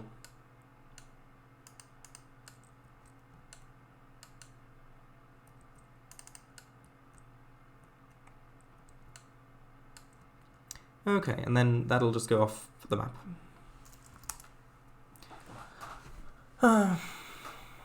No chair cats? No chair cats. Cats wouldn't appreciate being chairs. Inexperienced player. Opens world map 10 seconds after game begins. Map. 50 plus pins of do not disturb by experienced player. Chair cats? Haircuts? Haircuts? Nah. Colossal Order official, listen please. Could have the annual council meetings and such in single player too, but with AI players. That does not seem like a good idea. No. Because the point of the council meetings would be so that each player can communicate to you their plans and why they made their plans the way they have and what they're trying to achieve. And then you can suggest things and try to say, okay, well, if I'm okay, so you want to build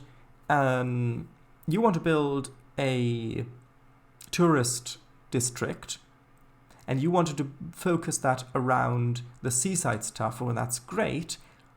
But if I'm going to be building an international airport anyway for all of the industrial side of things, like the office stuff and stuff like that, then we could combine that. if that third player over there, if you're already building a lot of metro stuff, if you connected the international airport that I'm going to build with the tourist district that you're going to build, then we can cooperate, we can all make this work. You wouldn't be able to do that with AI.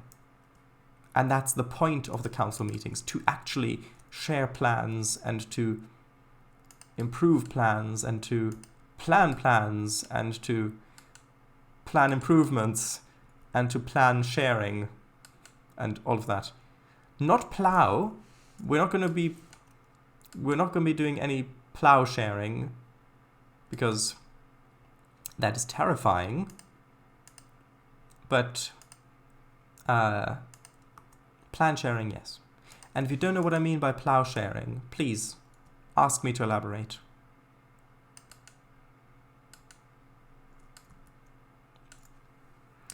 True, I suppose. Yeah, I see.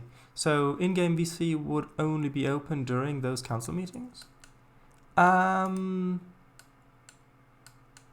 don't know. That's a detail that you'd have to figure out during gameplay tests, I think. I don't think that's a good idea. Because if you're playing multiplayer, then, well, you want to play with others. If the majority of the time you're just playing alone while other people get in your way and you can't tell them that they're getting in your way, that's not fun.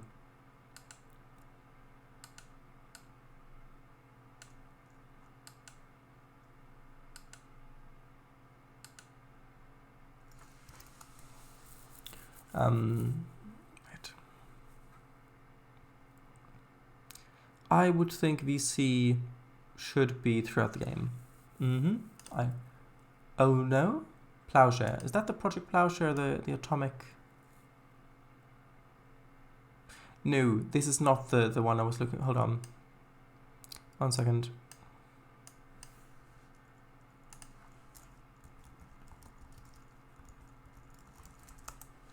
The one I'm referring to is this one.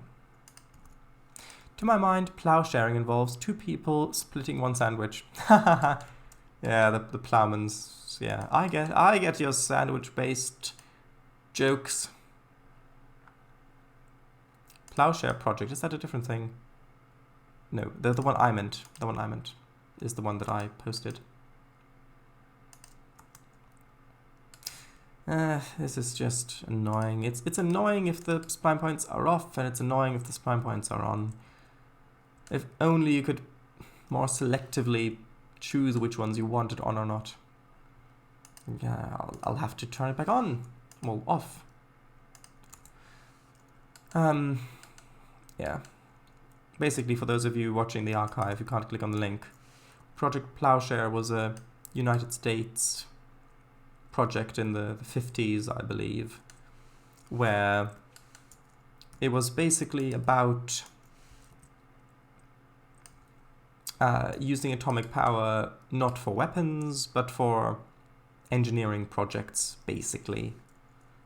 And some of the things were like, for example, nuclear fracking, where because the way that oil, for example, or gas, but oil, let's use oil for example. Oil usually doesn't just exist in lakes underground, but rather it exists inside rock. So you have rock that is oil bearing. It's in the rock, and to extract it more efficiently, you do fracking, which normal fracking is already bad enough, but fracking means fracturing. So you fracture the ground, you fracture the rock underground, so that throughout all of those cracks, more oil gets released from the rock like a sponge almost.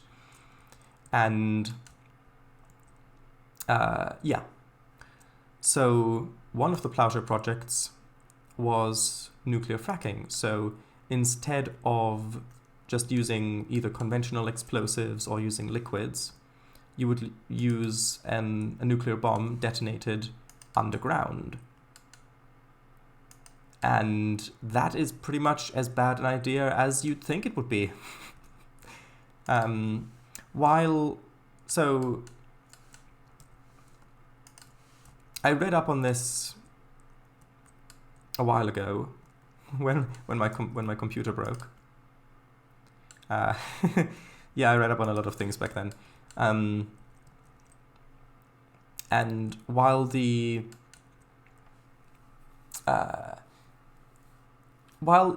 did manage, they actually made a few test explosions somewhere in the mountains, and while it did result in more oil being available for extraction faster, the main issue is that it's irradiated. And by that I mean it's got nuclear isotopes mixed in with it that come from the explosion, isotopes that have thousands or hundreds of thousands of years of half-life, which means that any oil you extract from this is going to be deadly to handle. The same with gases and stuff like that. And I watched an old corporate film of the NEC, Nuclear Energy Commission, or whatever it was called, where I'm trying to figure out how I want this to be laid out, probably just wires between the posts. Yeah, where they said that, yeah, this is great, shows great promise of stuff. Yeah, they did, I'm paraphrasing, of course, but they said that maybe they could even use these underground nuclear detonations to make water reservoirs, like natural water reservoirs in deserts and stuff like that, completely ignoring the fact that the water would again be polluted with radioactive material. Another Project Plowshare thing was the idea to use it for highway construction or canals, stuff like that, where you would use nuclear bombs to basically make new canyons through mountains for highways. Again, sounds like a pretty bad idea, and it was. They even considered either making a new or widening the Panama Canal using nuclear explosions. There was even, I think, an idea of creating a trans-American canal or something like that. I don't know, all sorts of insane ideas. And of course, the very name of Project Plowshare is a biblical reference, where I think it's a biblical reference, where it's about people who hammer their swords into plows and share that. But I think that the quote continues, but that the people who did hammer their swords into plows, plow the fields for those who didn't, or something like that. I didn't do much research into that, but there's a meaning behind the word, the name as well. Yeah. Basically, it feels like people who had nuclear toys and wanted to play with them, and that is surprisingly, that is the more morally acceptable. Well, I guess they're all bad. I'm too tired to think of the exact thing I wanted to say. Anyway, yeah. Terrifying? Yeah. Wish it was never brought into action, but oh well. This sounds terrible already. Yep. Wiki says Project Plowshare was the overall United States program for the development of techniques to use nuclear explosives for peaceful construction purposes. Yep. How we gonna build this tunnel? Kaboom. Basically. No tunnel required. Also, the skyline looks a little different. Yeah. Oh, irradiated oil. Now that's a thought. United States Atomic Energy Commission. Yeah, these guys. Dissolved 1975. Interesting. Huh. Found him. Should I really build my virtual nuclear castle now? I mean, Are you planning to use nuclear explosives to improve the water supply? Or are you planning to use nuclear explosives, period? Well, question technically, but period. Are you planning to use nuclear explosives, period, question mark? No! But still. Nah, I think in the context of Minecraft, it's not really that bad. Although, I already talked about this at length before. Nuclear explosions on Emmy Tube. Yes, please. No! No!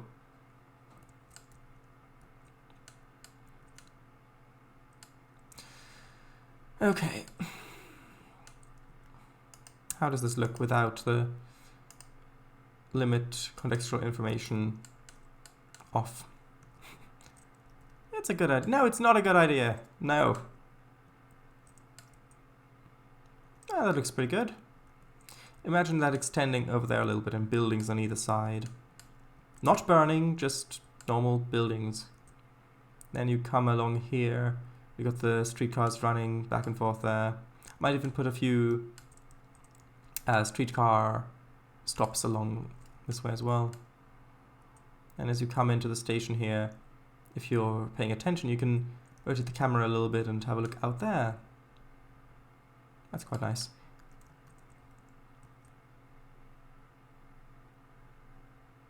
Buster, be careful what you wish on people.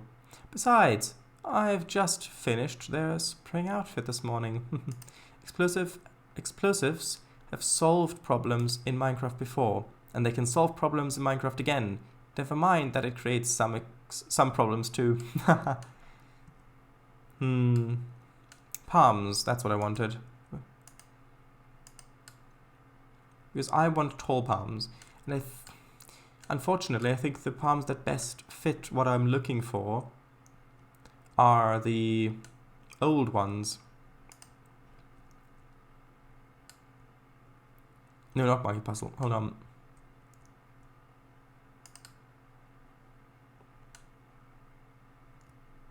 Come on. There we go.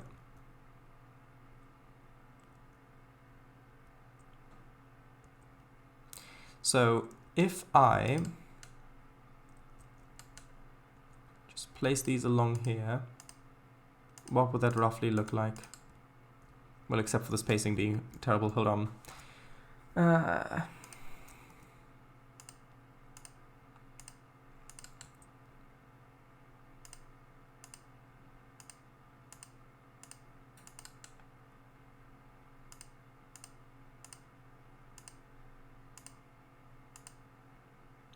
Yeah, see, this is why it's good to build on the grid as well.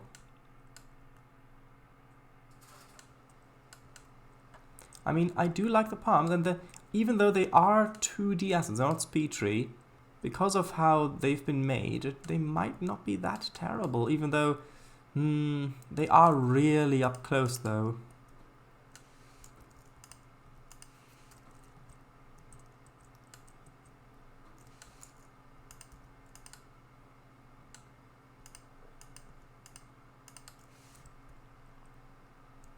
I don't know. The thing is, these palms have the perfect shape for what I'm looking for, like those Florida palms or California palms or something like that. It's just, I don't know that they're actually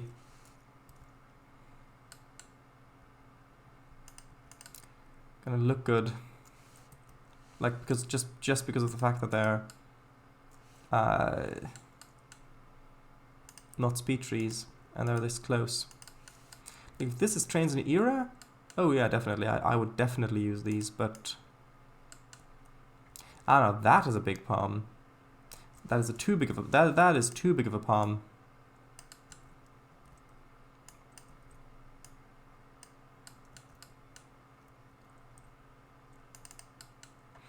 How does that look? Like if you imagine you're here, you begin a session, you're here, and begin moving out, is the low quality of these palm tree assets going to break your immersion? It might. Especially this one, because that doesn't have the trunk properly centered on the... hold on.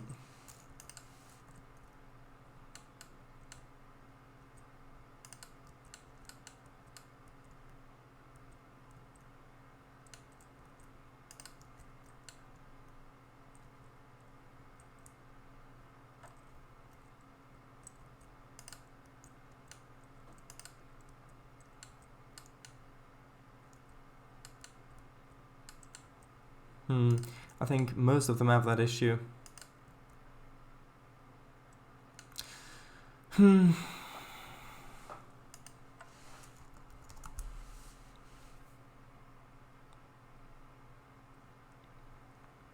15% sure MH2 cannot nuke me first.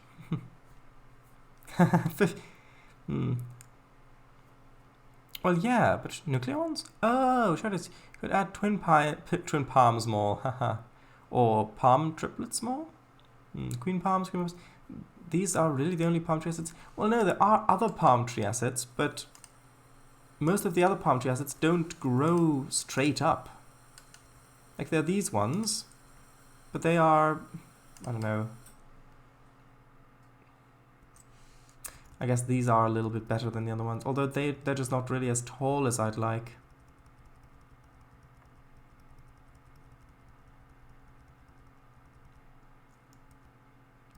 Let me see. Yeah, because these are dwarfed by the lamppost, and I don't know, these are just not as tall as I want. Like, if you look at, like, for example,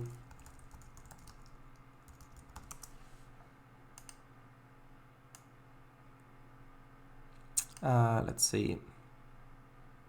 Yeah, like, for example, this sort of image of a street with these tall palm trees. This are maybe not quite as tall as this, but still similar to this. That's kind of the feeling that I want, because I'm going to have really tall buildings either side. Well, either side as well, on that side as well. And I want the palm trees to be able to not be totally dwarfed by the buildings.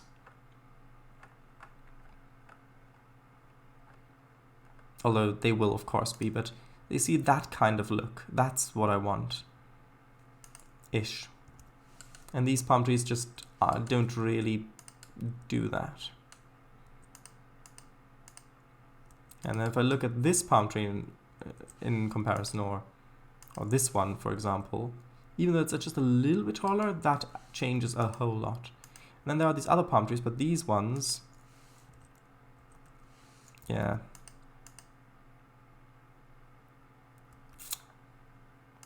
There are date palms, but these ones I think are even... Actually, these ones might be a bit better. They are definitely taller,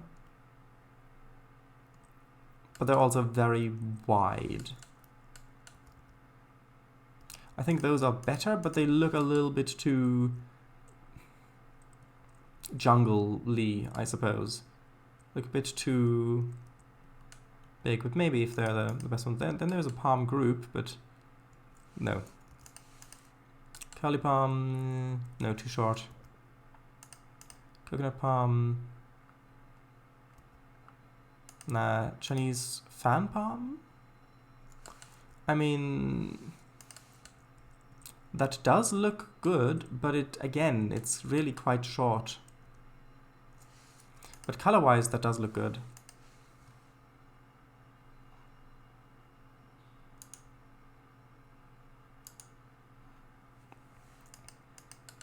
Sorry. Then I've got these STRMM ones, which are quite nice, but again, quite short. That's more of a tree fern.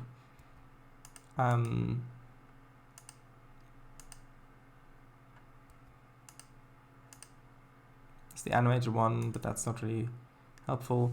So yeah, it's really only these two palms. Unless someone uploaded better assets to the DLS, it's really only these two palms. And I don't know. Are there some on the DLS still? I remember. I did, well, either last year or the year before or something like that. I think that was the year before. I did search the entire DLS for palm trees. That was when I was looking at maybe making an Argentinian route, but I didn't end up doing that. But yeah, if you're coming down the tracks like this, that big palm tree, because it's so wide, just makes everything else feel tiny in comparison. If it were tall but small at the top, that would still work, but I don't want the palm trees to dwarf the railway. So I think it's gonna have to be the Chinese fan palms, at least for the time being. I may look again on the DLS to see if there's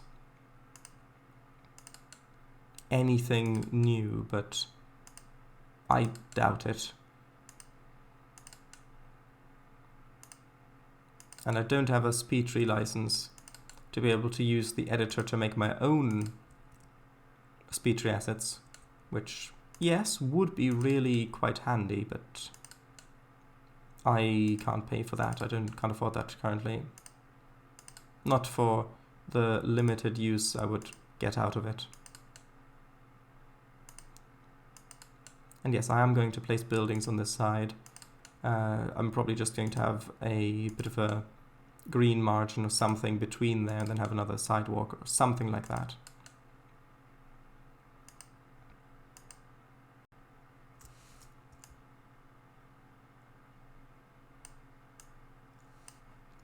Oh, is there a new palm you found? Hold on, is that not the same STRMM palm I already have, sorry. Same palm V1. Ooh, actually maybe not. Ooh, interesting. Let's have a quick look. Oh, you downloaded a lot of these assets. You downloaded so many of these assets, look! Each one's like 40 megabytes. Wow. I can't wait to see the route that you're going to use these for. Ahem.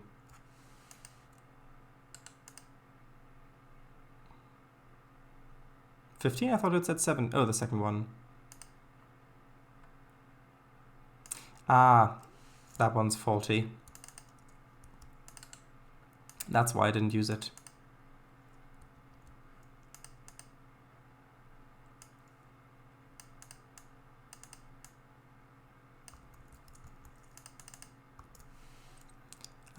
Let's have a look.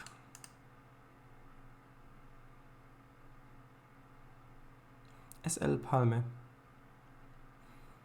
Although it's an image, I don't know if it would really look that good.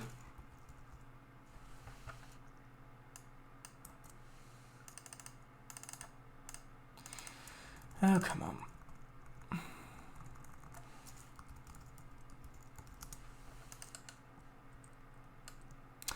Ooh, maybe. I mean, that it does have the tallness that I wanted. But is that all individual geometry, or are those? Nope, that's all individual geometry. All of these fronds are individually modeled. They're not a texture. Because if you look, hold on.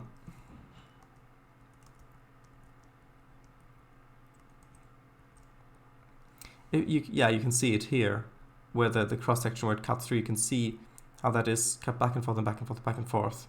That's geometry. All of these vertices, so if you look at, you can see there you've got what looks like 3 vertices per cross-section, and then you've got like 1, 2, 3, 4, 5 or 6 different sections. And then you've got how many of these per leaf? Like 1, 2, 3, 4, 5, 6, 7, 10, 20, 30, 40, 50, maybe 60, 70 of these per leaf. And then you've got how many leaves on here? Plus all the geometry from the trunk. As you can see all of the geometry here with how wobbly it is. Those are all loop cuts going along the cylinder, all the way down to here.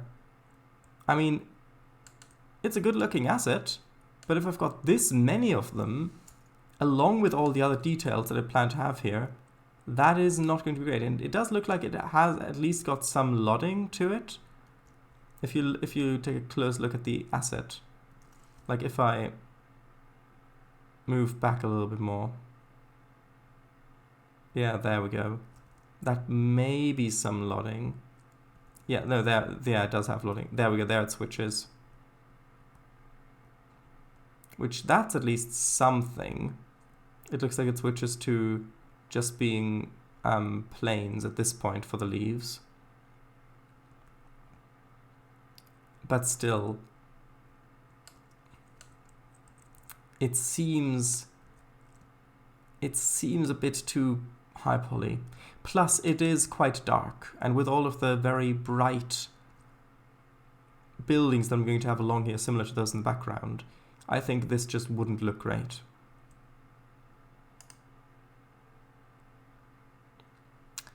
A lot of assets looks for Palm though.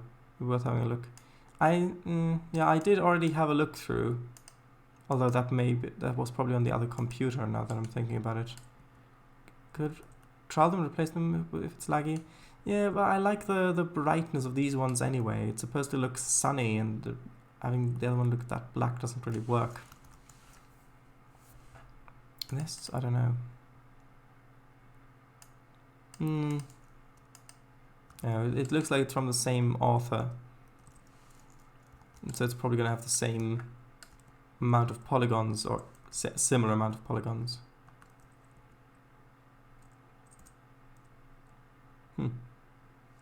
That's probably going to be a nice thumbnail. Something similar. You might not actually be able to see the tracks that well on there. Maybe something similar to this. Brighter? I don't know. 2 cents. Throw any old tat in there. Once the whole area is built, see if they feel out of place and replace them then. That is a good point. Ooh, that one might work. But yeah, that is a good point. I could just do that. But then you get into getting used to the old assets being there, and then they might feel better than they actually look when you were to see it like that for the first time. Let's just have one last look at that asset today. What? What? What? No, it's probably just because of midnight. Yeah.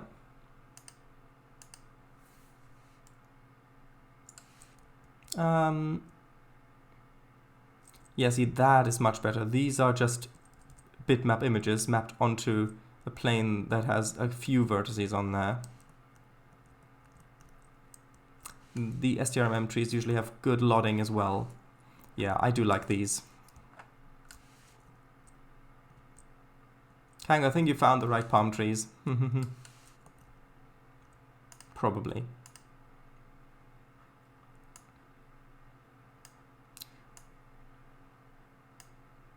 Although if there's one even taller, then I might replace them with that one.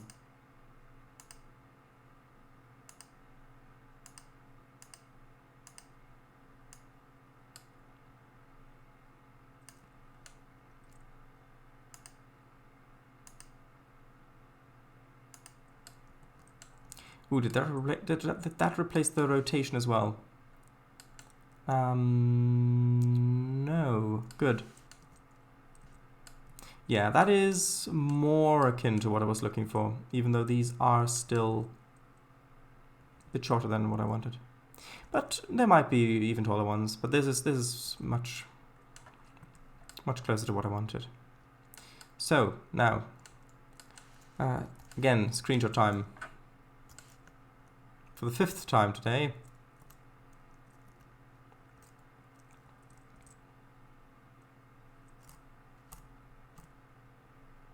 Maybe something...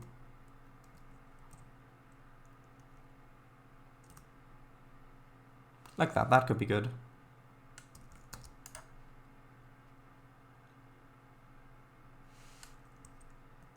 Maybe a little bit lower. Ooh, the shadow might be nice there. Yeah, you can't really see the tracks.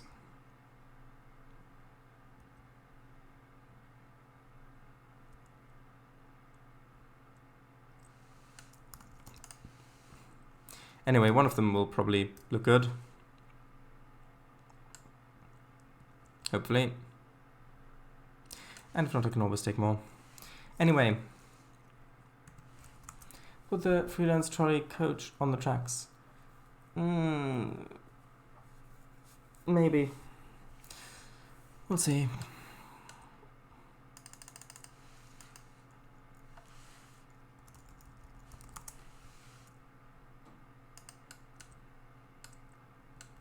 Sure, this one?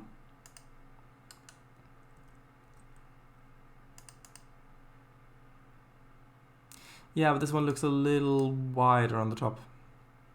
Maybe. I can try that next time if you remind me.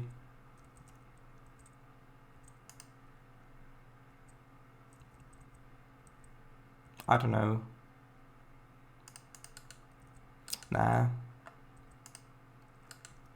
Nah, that's... Okay, I might as well try it now. Hold on. Shouldn't take too long. 1 second. Before you start counting.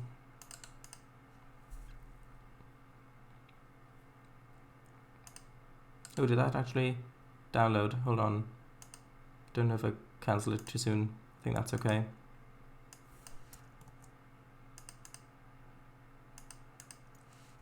Ooh, that's the 12-meter one. I didn't want that one. 9. Oh, where is it?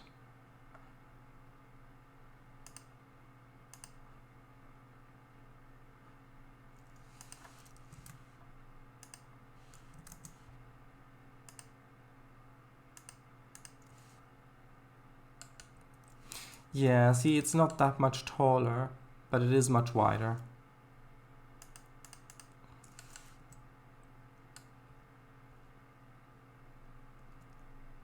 So maybe, I don't know if I like that better or not. It's not that much wider. And it does have more kind of the kind of fronds that I was looking for. I know that the author has a lot more. I place it there just as a reminder for next time. So we've got enough thumbnail possibilities. Did you check the link I posted with there? Maybe I think so. As Interurban, that's good. Search Interurban, got a couple of installed. I don't know. I really. Maybe next time. But for now, thank you very much for watching, and well, see you next time on Kanga's side for Minecraft. So, bye bye, good night, bye bye, bust through, Code Monkey, Kanga Fango, everybody, good night.